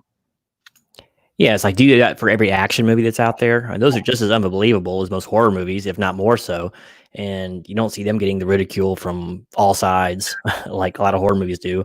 A lot of that was to all the reviewers back in the 80s who were really harsh on horror movies. And people would go in with expectations, if they went in at all, that this movie's going to be awful. And I don't know, people can't get over themselves sometimes. Just like, who cares if your friend thinks it's stupid? Do you like the movie? Go watch it. Have fun with it. Is Critters a friggin' Is Critters Shakespeare? No, but it's fun. My gosh, it's fun. Is Halloween Shakespeare? No, it's very simplistic when you get down to it. But it's all about atmosphere, tension building, and, you know, a little bit of character development too, at least for the main protagonist. I don't know. It's just, I try to explain this to a lot of my friends don't watch horror movies at all either, and they're more like for the popcorn flicks. And it's like, well, if you can enjoy Independence Day, why can't you enjoy Friday the 13th? You know. is one more brain dead than the other one? Not really. If you get down to it, they're both effects movies. They both have a body count if you get down to it, and they both have some pretty questionable acting. So what's not to love? Exactly. Which of your favorite, or which of your have you seen all the Hellraiser follow-ups? I haven't seen them all. I've seen every Hellraiser movie, although I haven't seen some of them in years, but I am familiar with most of them. I'm doing like one a month for like the course of this year because I can't take for some of the bad Hellraiser sequels within the month. I'm doing now, but soon I'm gonna start hitting bad ones. Yeah, I remember liking what was it? I think it was Inferno. That one was decent. I think it gets a little more hate than it deserved. If that's And the fifth one, then yeah, that's the fifth one. And the sixth one I remember being decently okay. And I think after that is when it really fell off for me and I kind of stopped watching. The one with Lance Henriksen, kind of Hell World, that one just totally turned me off. I'm like, oh gosh, there's no hope with the series at this point. And the one before that, I can't remember what it was called. It was like Getter or something like that. That one wasn't good either. Revelations was awful. That's like the found footage one. Mhm. It was the first one where they didn't have Doug Bradley as Pinhead. That one was really horrendous. Now, I will tell you this. I think it's a little bit underrated. I would check out the newest one if you haven't seen it. God, I can't even remember what it's called, but I own it. It's whatever the newest Hellraiser movie is like. It's pretty good. It's like Hellraiser. It's got a story kind of similar to Hellraiser 5 a little bit. Inferno, but I think it's a little bit, it's got more Pinhead and it's better. God, I can't remember what it's called. Hellraiser Judgment. That's what it's called. Hellraiser Judgment. It's actually pretty good. I've seen some pretty mixed reviews on it. And so I'm a little bit cautious, but once again, I don't always lean toward reviewers say. They do say there's a lot of gross out horror in there, which I'm not usually a huge fan of. Yeah, it definitely does. But I'm willing to try. I'll probably have to go through at some point and watch all the sequels just so for completion's sake, especially if I do the reviews. But it's gonna be tough, man. You got to pace yourself. You try to do too many at one time, like that's not even fun. Like that's just work. And they don't have good releases because I was looking to buy them and get them on Blu-ray, and like none of the movies besides 1 and 2 have good releases. Because we were talking about that with Hellraiser 3. Like if anybody out there, I can't wait to review it in March. Hellraiser 3 is so underrated. Like Hellraiser 3 is really fun. Like it's stupid as hell because you got like the camera Cenobite and like the CD throwing Cenobite and the one with like his little drink and like he spews fire and the guy that's got like the thing going through his head. Like Hellraiser 3 is so campy, but oh my god, it's so much fun to watch. Like you can't take it seriously. No, Doug Bradley's still amazing though. He was made for that role. And they give him a ton of screen time and a ton of lines in the third one too. Yeah, because he even gets an awesome nightclub scene where he massacres everybody. I always like JP Monroe's fashion sense. I kind of dig his like red boots and his kind of greaser / rockabilly look. It was kind of cool. I thought he was a cool character. I thought there's a lot to like that. I thought a lot of the characters were cool. Like I liked the main 2 girls, and then I liked JP as like the douche character. He was kind of interesting too. And so the guy that the reporter liked, like the older guy, I can't remember his name. It's been a while since I've watched it, but he was pretty good too. So I really enjoy Hellraiser 3. 4's not too bad too. The one that's in space. I like the past bloodlines. Like the ones that are in like past day, like France or whatever. Those are like the better scenes in that movie, I think. The funny thing is, to this day, I still use a catchphrase from part 3. When I answer the phone, when a friend of mine calls, you remember what the cameraman used to say when he used to answer the phone? What does he say? I can't remember. The phone rang. He'd be like, "Speak." I still say that to this day when people call me who know me. Speak. I can't help it. I love it, man. So yeah, there's a lot to like in that movie too. Yeah, but I still don't understand why they veered so far from the formula that was working for them. The first two made money. They made quite a bit of money because they were made for like $1.5 million, and they made, I think, each like 12 or 14 million. It's like, just stick with what was established, but it just veered so far off course. I don't know. I'm not sure why it went that direction. I think they had something they should have stuck with. It's a really weird franchise. It's like they give up after 3 and take it into space in 4. And then you have all these movies that weren't supposed to be Hellraiser movies, but like they just shove Pinhead into those movies. It just took like such a weird turn. And it's weird too, because they got the same actor to keep coming back for the part too. So it's like, okay, we'll make a quality product because we have a good actor here who people love and a character people love. Let's keep him the same. But no, we'll just keep throwing him in scripts that weren't Hellraiser scripts to begin with. And I don't know, man. It's a shame to see it fall from grace. A lot of the Nightmare on Elm Street movies like that too. It's like once he turned into a pop icon, like all the other stuff started going out the window. All the movies after 4 were horrible, I thought, and I don't know why they veered so far from the formula. Because he was on the talk shows or whatever, they had to make him funny all the time and not scary anymore. I don't know why they took him the direction they took him in. It's a shame, really, because he was a cool villain, So you're a big fan of 4 as well? Oh my gosh, I had that one on VHS and I about wore it out. I haven't seen it in quite a while. Definitely the best effects in this series, and one of the best effects movies in all of horrordom. It was just amazing what they did with the visuals in that. Creative kills. Freddy was still halfway scary, at least. He's a little bit menacing. He was a little bit jokey, as I recall. But everything was so cool about the movie. How he's resurrected. The junkyard scene's amazing. The waterbed kill is amazing. Just every kill in that movie is cool in some way. And it was just such a fun movie. Ending was a little okay. I like the fact that she beats up on him for a while. And ending could have been a little bit better, definitely. Yeah, you need to do this live stream I'm doing sometime in March. I'm still trying to work out what my schedule is like, because I'm trying to put together like several different collabs at once. Mm-hmm. I know at some point, because I've been planning this for a couple of weeks, because I have a couple other people I talk to. Like, I'm trying to put together a live stream just on Nightmare on Elm Street 4, where like we defend Elm Street 4. And I'm trying to get people that I know like definitively love the movie, because I have this theory that I think that like a lot of the people that hate on Elm Street 4 don't really know what movie they're hating on, because I think that a lot of people confuse 4 and 5 because like they both have malice in them. So a lot of people think they're hating on 4 when they're hating on 5, or they watch part 3, which is like a perfect movie and one of the best horror movies ever made, and then they judge part 4 by part 3 standards. So like I think the fact that it comes between 3 and 5 throws a lot of people off, because like that movie it's so good and it gets like so much hate. Like obviously I don't think it's like the level of part 1 or part 3, but I think it's a really quality movie. I think it might be my number 1 most underrated horror movie of all time, I think. So I want to do like a big live stream defense of it, because I've watched like so many people's reviews on it and like ranking videos, and I like to hear what people say against the movie, just because like I like to be informed and I'm curious, and I don't ever hear good arguments against number 4. Like every argument I hear against number 4 is always like really weak, or at least I think it is, because like they're like, Freddy's resurrected by dirt burning dog pee, because they don't understand the movie and they don't understand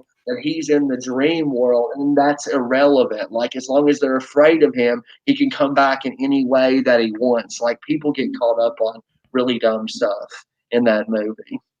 And I mean, it's like the whole idea behind Freddy, like you're saying, is that he scares people. So the dog is a familiar presence to the guy, right? All of a sudden the dog is doing something wacky. That's going to scare the guy. And he's the one that brings the bad guy back. So it's like, it's Freddy really messing with this guy's head, Kincaid's head. It's like, yeah. And also the dog stood for Cerberus, the Hound of Hell. It's like another piece of symbolism. But yeah, that movie doesn't get a fair shake for a lot of reasons. It wasn't quite as dark as 3 and 1 and all that. So I think people kind of got a little annoyed with that. But I think it had probably the best final girl in the series. Probably a little more believable. She didn't start off as tough as nails Cookie, who'd been, around crazy people her entire life because of being locked up. She was just a really shy, super shy girl who was thrust into survival mode. And it was cool to watch her grow as a character and get more powerful at the end to be able to go up and actually face him down, even though she was terrified of him. So that was kind of cool. And she, of course, has to watch her brother and stuff die too. That's not good. So yeah, I think she was a pretty good final girl too, as far as the series went. And I have this other theory, like when I have the time, I want to sit and watch like part 3 and watch part 4 and keep like a Freddy one-liner counter on the movies, because I think that like Freddy doesn't have as many one-liners in part 4 compared to part 3 as like what people think. Because like I've always kind of thought that like people are always like, part 4 is when Freddy went like over the top, and I don't think that. I think it was part 5. Like I don't think, other than a couple of scenes, I think Freddy's about the same tone as he was in part 3, with the exception of a couple scenes that I really don't like when he puts on the sunglasses and like the soul pizza. Like I really don't like those scenes, but most of the other scenes in the movie, like most of the other things that Freddy says and does, I'm fine with in that movie, with the exception of those 2 things. Had an amazing movie poster too. That was a really good one of the best ones of the series. But maybe I'll do a clip show where I just do the clip of each of the snarky comments that he makes, and I'll put them side by side, or we can maybe do that together, whatever, and we'll see, which one actually had the more humor that was forced in there. Let's see. Like, I really want to do that when I get the chance. Like, I think the one-liners are closer in 3 and 4 than what people think. I think 5's where it went crazy, because, like, when he's killing Dan on the bike, Freddy in one kill scene probably spouts 10 one-liners in that one kill in that movie. I don't know. Like, Freddy in 5, he has, like, 10 times the one-liners that he does kills, because Freddy only kills, like, 3 people in part 5. Which is another stupid thing I hate about the later Elm Street sequels, is how are you going to have sequels and the body count gets lower? Like that, that's going to offend me. Like, what I like, and that's going to annoy me. Because, like, part 3 has a big body count, and so does part 4. And they weren't even quality kills after that either. I mean, it was... Yeah, they were pretty... Other than the weak motorcycle kill, everything else in 5 and Freddy's Dead are kind of garbage. I guess the ear explosion kill in Freddy's Dead is okay, but then they ruin it with like Freddy tiptoeing around and doing all this other stupid stuff. I think that was Robert Englund's favorite kill of the series too, if memory serves, is the chalkboard one. But yeah, when they have him on the stupid broom being Wicked Witch of the West, it's like, oh my gosh, man, they really jumped the shark. Freddy's your little soul too. That's when the series has really jumped the shark, and it's over. Yeah, Knowles, like, my recent franchise rewatch, Dream Master jumped to number 2. I now rank it above the original and below Dream Warriors. And a lot of people put the original on a huge pedestal, and it was first, and it was dark, and it was pretty scary. Derek's right, the end just kind of almost ruins the movie. It had done so well. Like, it was really creepy, especially like in the jail cell and all that, when he gets hung and all that. It's like you're not safe from this guy anywhere. It was really cool. Like, you start to feel a sense of foreboding, and then it turns into Home Alone, like you said at the end, and it's like, what a downer. Yeah, like, I argue with a lot of people about that, and I feel like you're not being objective about it. Like, if you don't criticize the ending, I feel like you have to criticize the ending of the original Elm Street if you're being objective. Like, you're telling me that you like it, that Freddy's getting hit with hammers and little things are exploding behind him and he's falling over, and then she turns her back on him and Freddy is beaten by disappearing into, like, the last act makes Freddy look like a pussy. Like, I will argue that with anybody. Like, all the fear that they had built the first 2/3 of that movie, like, to me, they just ruin it in the last act. Like, oh, you're not afraid of him, then he just disappears and that's it. Like, that's how you end the movie.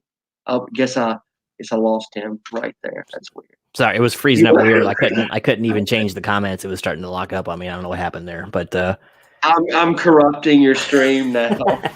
It happens to the best of us, but I mean, yeah, I don't know. So some people just can't be honest. Some people say the original is good and that's it. That's all there is to it. You said Halloween's like in your top 5 movies of all time, and you still found criticism with it. There's no movie without criticism. I mean, everything could be improved. It had a great ending. I mean, great thing. Halloween's ending was perfect in 1. there was a cliffhanger, Oh there was God, mystery, it was phenomenal. and then Halloween has one of the best last acts of all time in Halloween '78. and it was funny because at that point, all up until then, you're like, all right, this guy's a human. He's a big, strong, hairy human. And now all of a sudden you shoot him off a balcony, and a minute later he's gone. It's like, was he a human after all? And then you're just left on it. Perfect. That's how you end a horror movie. That was good. When they did Nightmare on Elm Street, it was not. you made it a joke. Myers' intimidation factor goes up through the course of the first movie because then Laurie starts doing all that stuff to him, but he just keeps getting up, and then Loomis shoots him off the balcony. But in Elm Street, it's kind of the opposite. They build Freddy up to be really intimidating, then all this stuff happens at the end, and then he looks cheesy. And I get it, like he's in the real world or whatever, but like the execution of it just makes Freddy not scary for me in that movie. Hey, Tim, the comic collector's in the chat. Welcome. Good to see you, my friend. Let's see. Yeah, Noel's like, on rewatch, Freddy didn't feel fully formed in the original. Still a great movie, though. Yeah, you're right. He didn't really know much about him. He's a bad guy that got off on a technicality. And apparently he likes kids. That's all you know about the guy, and he gets you in his dreams. So he's not really fleshed out. There's a little bit of mystery to him, kind of like Michael Myers in a way, kind of like Jason in a way. But so he's a bit of an enigma there for sure. But he got some bad treatment. Yeah, 3 and 4 were great. 1 was pretty decent too. 2 was, man, some parts of that are hard to watch, man. that freaking room cleaning montage. That's like when you start screaming at the wall. It's like, oh my God, what are you doing? No, it's the coach scene. I can't deal with the coach scene in that movie. Like, I'm going to do a video just about that kill one of these days. Like, that kill makes no sense no matter how you slice it. Like, there's so many plot holes and so many stupid things about that coach kill. You only get, like, if you don't count the pool scene where he kills several people individually, Freddy only kills like a couple people in that movie. And so that coach kill is the only kill you get for, I want to say, like 45 minutes into the movie or something like that. And it's so lame. I hate it so much. I don't want to watch somebody getting bloody fucking towel whipped on their bare ass and all that. Like, it's not supposed to, and 2 is supposed to be taking itself seriously. Mm-hmm. Like, Freddy is very serious in that movie. So, like, I don't understand. Like, 2 has its fans, and I can watch 2, but it just doesn't have enough kills for me. And then there's too many, like, rule breaking and, like, inconsistencies with the story. And then Freddy's, it's kind of got as bad of an ending as 1. Freddy's defeated by the power of a straight kiss, basically, at the end of 2, which is just ridiculous, too. It's so bad. That's literally how he's defeated. I kept waiting for Freddy to give him a fleshie, and after he got done whipping him with a damn towel or something. Like, what are they doing here? It was so bad because he had been dark and serious up until that. That was a weird one. I know there was a lot of allegory supposedly in that movie, but yeah, that was a rough one. But yep, Freddy, another guy who kind of lost his mojo toward the end there, and Freddy's dead. I can't wait to review that one again just so I can really rip into it. But I guess Robert really needed a check. But yeah, it's a shame to see such great icons fall. And it happened, like I said, Michael Myers too. Like, so many of his sequels, I think after 4 really, really dropped horribly bad in as far as quality and just messing the character all up, you know. I don't know. Yeah, that's kind of why Freddy's not like a top. I think Chucky's better, like, as a franchise. Like, Child's Play is probably my 3rd favorite franchise after Friday and Halloween, because I think Chucky has way more quality movies than Freddy does. I think Freddy's a cooler character, but I think Chucky movies are higher quality, because in the Chucky franchise, you've got the first 4 movies I think are all really good. The first 3 Child's Plays and Bride and Chucky, and I think Curse and Cult are okay. And the remake's awesome, but the remake's not really like a true Chucky movie. It's kind of doing its own thing. Yeah, I haven't seen the remake either. I'm so bad about seeing newer movies. Oh, there's that friggin' echo again. Oh, it's gone away. I know. It's like after you get done talking, I talk like for 10 seconds afterwards to get you that damn echo. I don't know what that's all about. Just keep muting me if you have to. It's just something. My computer's just not good. I don't have enough RAM to reliably stream, and I can't predict what's going to happen because I've streamed for 3 hours before and not had one problem. Like you never know what's going to happen. And like I said, I do most of my editing and my video making on my phone. The only time I really even need the computer is to grab clips for my videos, that I do and for live streams. So I don't depend on my computer that much. So which which horror series do you think fell off the hardest? Which one got hit with the worst sequels and just fell the furthest from the great heights that it was originally set up as? I think this is an easy one. Like, for me, gotta go Texas Chainsaw Massacre, I think. Because you have the first one and it's good, and the second one is solid, but it has its flaws.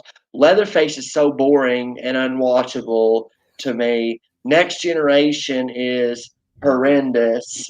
3D's not a very good movie either. 2017 Leatherface is a good movie, but like it's not really a TCM movie. Now I do like the remake and the beginning, but I'm not sure how do you feel about like the TCM movies? It's kind of a love-hate. The original was pretty decent, despite, when it came out, even though, like I said, the dinner scene was a bit long. Hold on. There was a good thing here by Noel. The second one was just kind of weird for weird's sake. I don't know why they tried to make it so wacky. Dennis Hopper didn't help things by really hamming up the scenery as bad as he did. so I don't know. The remake was okay. The one, was it 2004 or whatever? Wasn't too bad with Arlie Ermey and Jessica Biel. That was decent. And he seemed like more of a threat. Leatherface seemed like more of a threat in that one than he had in some of the previous stuff. But everything afterwards is so thoroughly forgettable. And it's just kind of, they're riding a name in the coattails at that point, I'd say. Yeah, definitely. Like that's probably my sixth or seventh favorite franchise. I think I like the Saw franchise better than the TCM franchise, and maybe some others as well. But the second one's a solid movie. But my biggest problem with TCM 2 is I don't like what they do with Leatherface in that movie. Leatherface is too cheesy and campy in part 2. Like I don't want to see him dry hump and stretch with the chainsaw and all the other weird stuff that he does with her. Leatherface is just too goofy in part 2. Like if they would have given me like the Leatherface in 2 that I got in the original, I would like TCM 2 even better. I would say I like it, but I don't love it. I would love it probably if Leatherface was done better in the second movie. Yeah. Like I don't mind the comedy, but just they did some really weird, questionable stuff with Leatherface in that movie. Here's this little comment there from Noel. I didn't hate part 2 as much on last watch. Still, though, that towel whipping. Like even if you like part 2, you can't deny that scene is total shit. Because as a teacher, I've got to tell you, think about let's go through all the plot holes since we're talking about it. So he goes into the bar, doesn't get carded, orders a drink, runs into his teacher in this really gay outfit, and then the teacher's like, go to the school and run laps, which would never happen. And the kid's like, yes, which would never happen. Because if you run into your student and you're like, go run laps at school, the kids would be like, fuck you. It's not going to happen. He goes and he runs laps. And while that's happening, the coach is in his office in the real world, because they established this scene happens in the real world. Balls are exploding all around the coach. And I'm not even going to get into the subtext of all that, but balls are exploding all over the coach. He gets gay towel whipped, and then you're left wondering, well, what was a dream? What happened in the real world? And he walks home naked, and the police are like, hey, we found your son naked. Don't worry about it. No one ever questions him about the murder or anything. I can pick 20 plot holes. The kill is just stupid, and there's so many logic issues with that kill. I want to do a whole video just about this. One of these days when I get done with all reviewing all the major franchises, I'm just going to do a topic, and I'm going to talk on a topic on every Wednesday or something, something stupid like this. It'll be fun. Yeah, Tim, the comic collector, says Saw fell hard. Yeah, it's hard to argue with that. The first couple movies are really good, I thought, and like I said, I haven't seen a lot of the newer stuff, but I've heard that it gets kind of schlocky. I think I saw up to what 4? I think is like the last one I saw, and then I was like, this is turning into torture porn for no good reason. So I kind of stopped watching it. But what do you think about Saw? How bad did the sequels get? I'm actually triggered by that comment because I'm actually gonna surprise you, and I'm going to say, like, oh my god, this is gonna make people so mad. Like, I actually really like almost all the Saw movies. I don't love Jigsaw. 7 is just okay, and 5 is just okay. I don't think there's a movie in the Saw franchise that I would grade below a B, but see, I look for different things in movies than what a lot of people look for. Like, you get really good gore, and I think the protagonists in a lot of the Saw movies are pretty good. Like Peter Strahm and like a lot of like the cop characters are good. Hoffman's a good villain when Hoffman comes into the fold. And Saul, people always say like Saul has no story, but like there is like story that's developed like over the movies, and they always like have good continuity. They have twists that explain things that happen like in earlier movies. So I'm actually a big fan of like the sequels, and this may surprise you. Like the original Saw is like third or fourth on my list. Like I actually don't love the original Saw as much as most people because I find the original Saw like it's if you actually go back and watch it, like it's not that gory, and the acting and stuff feels like the original Saw has a very like low budget kind of feel to it, like in how it's shot and Mm-hmm. like the acting. There's like no gore in it. It's got a great story, but like the original Saw doesn't quite deliver like everything I want. My favorite Saw movie, you probably haven't even seen this one, is actually Saw 6 about the insurance company. Have you seen that one? Nope. Yeah, like it's actually really good because what I think a lot of people do is a lot of people like have what I call like sequelism, where they just automatically like the first one is the only good one, all the later ones suck, and they just have a closed mind about like all the sequels. But I think like the Saw franchise is one of those times where like the sequels are still pretty good after a while. I would say like don't watch them all like right next to each other because like they do kind of bleed together some. So like I wouldn't recommend to somebody like checking out all the Saw movies, like back to back or whatever. Midwest Comic Man makes a great point here. Says, I would like to say Halloween, Michael Myers is so epic, and it became a clown show. And that's the truth, man. You turn the Shape, which is arguably the scariest of all the mainstream monsters, and you make him a joke, and you turn him into something that anyone can beat up, and it just he's not even serious. In the newer ones, if he tries to make him more serious, he's not believable too much. Maybe a little more in the Rob Zombie one. He seems a little threatening and all of that, but that's supposed to because of his size and demeanor, not so much because of the mystery about him. But yeah, like the ones like 5, 6, and all that Resurrection, they went out of their way to make him not scary anymore. And I'm not sure. I don't know. I mean, why do you think they went the direction they did with him? I don't understand their take on things like that. See, like this is my opinion that like the Friday the 13th franchise is better than the Halloween franchise, even though the original Halloween is amazing. Like most of the sequels are like really hit or miss. Like they do some really stupid stuff in some of the sequels. Like in 4, they can't even get the mask right, and I love 4, but the mask looks like complete shit. So it kind of starts with 4. They fuck the mask up. Then they go with the whole Thorn backstory, which was totally unnecessary. And then they have 4 different masks in Halloween H2O, including a CGI mask. They have Chris Duran playing Myers like Ghostface. And then they have all the stuff in Resurrection we talked about. Then Rob Zombie's like, I'm going to reboot it, but I'm going to give him a really bad white trash backstory that undermines like the whole character.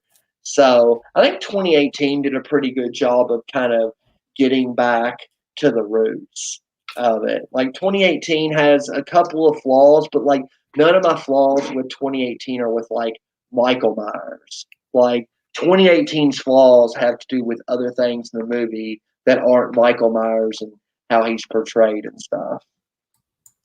Werewolf Lunchtime. That's a great one. There is Shaun of the Dead. I've been a big proponent of this movie for a long time, and it was one of the first movies since maybe Werewolf of London, American Werewolf of London, that really blended comedy and horror fairly well. Definitely skews more on the comedy side for sure, but it's just a quality movie, and it was so good that I went out and I couldn't wait to go see Hot Fuzz. I thought, oh, Hot Fuzz is gonna be great. It's got the Simon Pegg and his friend in there, and they're just gonna be amazing. And I found it awful. So it's like the chemistry only worked on one movie for me, but it was a really amazing one. What do you think of Shaun of the Dead, Derek? Or have you seen it? I've only seen it like twice, and I rewatched it. I want to say like 2 years ago, and I actually didn't like it. I probably need to give it another chance. I don't know what it was. Like the humor just didn't really land for me when I watched it. Like if you're talking zombie comedies, I'm more of like a Zombieland kind of guy. I just watched Double Tap a couple weeks ago, the second Zombieland movie, and that was actually pretty solid as well. Yes, I haven't seen it yet. I was kind of ambivalent about Zombieland. My wife liked it, but I'm kind of over the zombie genre, at least the newer zombie genre a little bit. Maybe that's part of the problem. And I wasn't so crazy about the first one, but maybe I'll check it out later when it comes on. Let's see. I have not seen a Human Centipede werewolf, so I can't tell you on that one. What do you think about that one? That. Somebody did make me watch and review a Serbian film, though. That was probably the most messed up experience I've ever had in my life. Have you seen that yet? No. Was it a patron that had you do that? Yep. Yeah. I did like a fundraiser for my wife, and someone paid. It's like review this movie, and I already knew because I had heard a lot about it. I was like, oh my god. Nope. I didn't watch that one. Let's see. Serious question here. In these days of great CGI, why is the best Lovecraft movie we still have In the Mouths of Madness? Great movie, but come on. Yeah, the whole Cthulhu series could be pretty tough to bring to film, even with CGI. I don't know. CGI opens the door for so much, but it also restricts you so much because even the best just looks completely fake. I mean, the jaded eye can always spot it. When your whole movie is centered around it, that really takes you out of things. It can be done tastefully, like in Lord of the Rings with Gollum and all that. But yeah, it's tough. Like the King Kong movies and all that with pure CGI Kong and all that. It's very obvious to the eye, and I don't know. My phone died if you tried to call me. Right. Sorry, my wife just got home. I had to say hi to her. But I've really been enjoying this stream so far. If any of y'all out there haven't subscribed to my channel yet, make sure you subscribe. I do like horror rankings and reviews. Like I pretty much do like 100% horror on my channel. I've been doing like the Exorcist movies this month. Got my ranking for that coming out next week. Have you ever seen which of the Exorcist movies have you seen, Genome? Just the first one. You've got to see 3. Well, that's a scary movie 3. Too. You've got to see Exorcist 3. Like, oh my God, it's like super underrated. Brad Dourif plays in that movie, and he gives like my favorite Brad Dourif performance. Like, Exorcist 3 is scary as hell. I don't think it's quite as good as the first one, but it gives the first one a run for its money. I would stay away from all the Exorcist movies except the third one, and they got an awesome Scream Factory release of it, so you could get that and then see it in really high quality too. I'll have to check that one out. Brad Dourif had some really good roles. Grime Tongue in Lord of the Rings, Two Towers. He actually played a serial killer in Star Trek. What was his name? In Star Trek Voyager. He was in a few episodes, but yeah, he was like trying to reform himself serial killer too. So he always plays these oddball roles, and he's a really good actor. I like him. Oh, he played in Alien Resurrection too. If I got that, he was one of the doctors in that. That's what I was about to say too. But like, man, I'm telling you, his performance in Exorcist 3 is like some of the best acting I've seen in a horror movie that I've watched like lately. Like he has such a good range of emotion, and there's a couple scenes where he gets unhinged. And it's like super memorable. Oh, Derek, throw something in chat so Midwest can sub up to you. I can't do anything right now. Like my phone's dead, so I can't really do anything. Well, he's at Derek's Horror Corner at YouTube, so can't miss it. Yeah, just search up Derek's Horror Corner, like is popping up on the screen, and you'll see it. My logo is obviously just Derek's Horror Corner. I'm almost at 450 subs now. I've actually been having really good growth the last couple months, so I think people have appreciated like the new schedule I got and my improved editing and everything else. I've been having a lot of fun with a lot of the videos I've been putting out lately. I need more time. That's all there is to it, man. My stuff takes too long to make. I gotta start either shortening the process or not working as much. I think I've committed to too many videos lately because I did all those like fundraiser videos for my wife, so I still owe people reviews. And with Patreon too, I've been doing 4 or 5 videos a week lately, and it's too much. I think like 3 is the magic number for me. Like 3 is what I have a realistic amount of time to do. Yeah, I mean, I could do more, but with edits and everything that I do in all my videos, there's no time, and I don't get off work till the evening, Yeah. and so there's only too many hours. And plus, it takes a while to even upload the stuff. I don't have the world's fastest internet connection here, so yeah. But I do about 3, I'd say, a week now. A couple review videos every week. I've fallen into a nice, comfortable schedule, and then if the mood strikes me, I make more because I have 2 other channels too. I have another little YouTube channel with the fish tank, and I got another one doing some other stuff. So I got kind of spread thin. Let's see here. Do you have a question? And you don't want it to feel like a job too. So like you gotta balance like be doing a good job with what you do, but not making it feel like work as well. Here's a little question from Midwest. Is Evil Dead series started as pure horror, went horror comedy? Opinions? Ooh, I love this question. So, Gino, I'm going to surprise everybody. What do you think the best Evil Dead movie is? 2. You think it's 2? Mm-hmm. The remake. I haven't seen it. Followed by the original. Followed by 2. Followed by Army of Darkness. Like, I don't like what they did. No, well, let me rephrase that. Like, I still think 2 and Army of Darkness are good movies, and I believe I graded them like an A minus. But like, I enjoy like the darker, like more serious movies.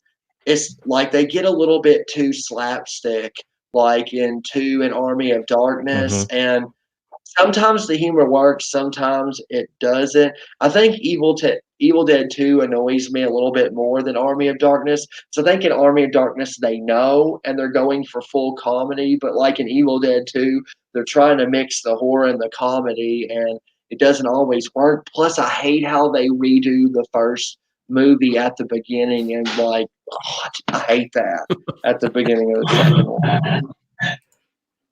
But Bruce Campbell's amazing. Like, I don't love Evil Dead 2 or Army of Darkness as much as other people do, but Bruce Campbell is phenomenal in those movies. So I will say that. He's got the role pegged. He's played some interesting stuff over the years too. Briscoe County Jr. Remember that TV show for a little while? He played in that. Was pretty good. He played the maniacal plastic surgeon in Escape from LA too. I don't know if you've ever seen that, but he had a pretty cool role in that.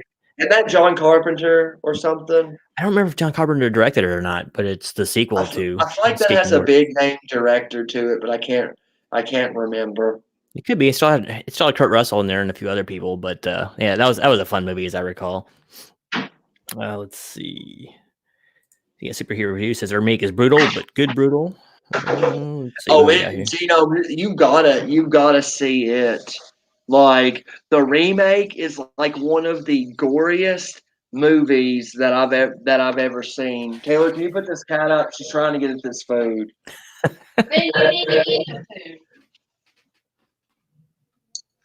My cat is so annoying sometimes. She's so annoying. Can't look at that.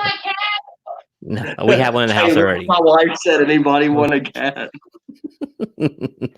Oh, look at this now. Here's some royalty here. It says Bruce Campbell ranks right there with Robert Englund and Kane Hodder. That's some pretty big shoes to fill, But Kane is not my favorite. I would agree with that. I think Bruce Campbell is is amazing.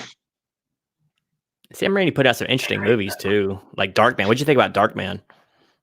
I really liked it, but it's been a long time since I've seen. Don't they have like a sequel? At least one sequel? I think it Yeah, was I've, like I've 2. seen them all. They're pretty good. I liked them. I can't tell you much about them because it's been so long. Isn't Bruce Campbell in like another significant movie? Isn't he in like one of like the Maniac Cops or something? Like he's in some kind of good horror movie that people keep telling me to watch, but I haven't got around to it yet. I want to say he's with Tom Atkins in something. I want to say it's like one of the Maniac Cops, but I can't remember for sure. I'm not altogether sure on that. Darkman's underrated. Yeah, I haven't seen it since high school. I think last time I saw Darkman, so I remember liking it a lot when I was a kid. It's like a superhero movie, which was kind of cool. So you have to check that one out again because Sam Raimi had an interesting eye for directing. That's for sure. Oh man, Drag Me to Hell, like the old Spider-Man movies. Sam Raimi's so cool because like he can do so many different kinds of movies and then just always execute them so well. Like he's got to be like probably one of the best directors out there. He's no like John Carpenter, but I definitely put him in my top 5 probably. Oops, we got a Giallo fan here. Sorry, I gotta do this real quick. Yeah, good old Dario Argento. Yes, that was good. What was that? What was that movie he did? Angel Now, or what it was called? That was a classic. And then pre-2000 stuff was amazing. Yeah, good old Dario. Let's see. Suspiria. Oh my God, Yep. Suspiria is a masterpiece. I love Suspiria. I haven't seen, but I've only seen 3 of his movies so far. I just got into Argento like a few months ago. Deep Red's pretty good, and Tenebrae's pretty good. I absolutely love Suspiria, but the others I just thought were good, but not great. Like I thought Deep Red and Tenebrae were a little bit on like the slow side, like pacing wise. But Suspiria's like an A+ for me. I need to get into some Fulci movies. Like I haven't really seen any Fulci movies yet. That's like one of my goals soon is kind of to get into more Fulci movies. He's got several good ones that I want to see. There's so many movies that I didn't check out. Here's one I haven't seen in a while. Superhero reviews is John Carpenter's Vampires. What do you guys think? I remember really liking this movie when it came out. Other than the comedy routine between Woods and the preacher guy, I didn't like that too much, but I loved the rest of that movie. I thought it was really cool. Yeah, I need to get the Scream Factory of it. I own it on regular DVD, and it was one of the ones like we owned on VHS or DVD or something when I was a kid. So I would always watch it. I think it's a really underrated vampire movie. I'm gonna say an insanely underrated vampire franchise. I bet you've never seen them. Have you ever seen the Subspecies movies? No. Do you know Puppet Master? Mm-hmm. It's by Full Moon who did the Puppet Master movies. They did the Subspecies movies, and they're like these vampire movies. There's 3 good ones, 1 bad one, and then a spinoff that's not good. So like the first 3 are pretty good. I'm gonna review them eventually and try to get everybody introduced to those. Yeah, Suspiria is amazing for sure. I tried Gino, liking. have you seen Suspiria? Nope. Oh man, you gotta watch the original Suspiria. Like it is an adventure because like how it's shot and the score, it's like one of the most uniquely shot movies that I've ever seen. And the cinematography and the score are so good. It makes like the most boring things in the movie that are happening interesting. Yeah, I tried watching the Puppet Matt series back in the day, but I never could get into it. I think I watched 2 or 3 of them. I never cared for any of them. They're They look not cool. that great. Yeah, they look I have cool a lot on of the cover, but nostalgia other on than them. that, I watched them as a kid, so I have a lot of nostalgia on them, but they're pretty mediocre. you're dark. My favorite. You know, another cool vampire movie no one brings up is Dracula 2000. You remember that one? I think I actually like that one. What happens in that one? I can't remember. Had Christopher Plummer in it, and Jerry Ryan actually was in there. Another Star Trek Voyager thing. There was a bad person, a bad caretaker in Star Trek Voyager called Suspiria. That was her name. And now we're talking about Voyager again because Jerry Ryan was in that. But that was the one where Christopher Plummer was Van Helsing, whatever, and he was keeping Dracula in a coffin in London underneath the ground, and that's when he put the leeches on Dracula so he could prolong his own life and try to figure out how to kill him. That was such a cool concept. I love that. Yeah, I'm pretty sure I've seen that one. It was just when I was younger, but I remember liking it because when you said the leech thing, like that sounds like deja vu, like I've seen that And it was before. so cool because Dracula is actually Judas. They completely turned the whole vampire thing on its head, and that's who he was. So that was a really cool Wes Craven flick. That's back when he was doing cool stuff like Wishmaster and stuff too, and he was kind of going out there a little bit, I'm doing that franchise. I think it's April or May, one of the two. I'm doing the Wishmaster franchise, and I'm so looking forward to that. I'm gonna get like I think it's the Vestron Blu-ray set of that. It's actually really cheap. I have really awful DVD transfers of the Wishmaster movies. I've got to upgrade for sure. I know that series fell off hard. I saw the first one in the theater, but everything else was straight to video. That usually doesn't spell good things for the series. The second one is not bad. It's probably the best, but the second one's still pretty good quality. It's got like a prison setting and a casino setting, and they don't execute it as well as they could have, but it still has some really cool moments. But yeah, there's no beating the first one with like all the horror royalty and everything like that you have in the first Wishmaster. Yeah, good point there, Midwest. There was no sparkly vampires in the Lost Boys, just Jerry Curl, what was his name? Marco. He had that really curly blonde hair. It was all greasy and stuff. And then Kiefer, early Kiefer days. Yeah, that was a classic. Had was it Haim and Feldman were both in that one as the kids? I can't remember. I've only seen that one a couple times, and it's been a while. I like it a lot, but if we're talking vampire movies, we gotta talk the original Fright Night. That's my favorite vampire movie right there. It's so awesome. That had Amanda Burse in it. That was Marcy from Married with Children. That's so classic. Was it the first one or the second one when they went bowling with the heads? I can't remember which one that was. In Fright Night, Mm-hmm. the second one probably. Yeah. I watched the second one. I did not like it at all. I thought it was really bad. The first one is just phenomenal. Like Jerry was so cool. Chris Sarandon just like nails it in that movie, and everybody else is pretty good too. I don't know this one. Do you know the movie he's talking about here? There's an old movie I saw when I was a kid where grandmother dies, comes back and kills her family. I don't know. Yeah, don't know that one. I'll need some more clues. I'd look up grandmother horror. Let's see. Wishmaster is awesome. Can't agree more.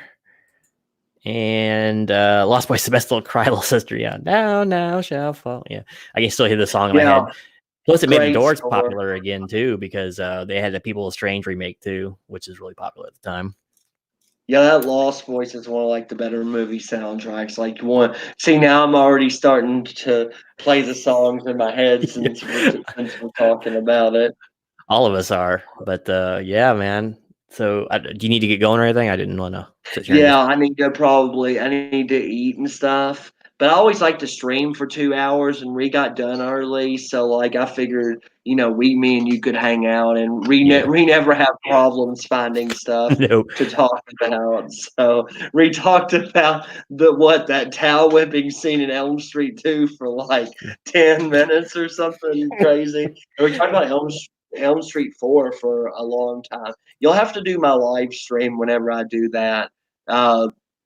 Sometime in March, I'll have to figure out because I got like all these different collabs I'm trying to work out to set up. But we'll definitely have to do that.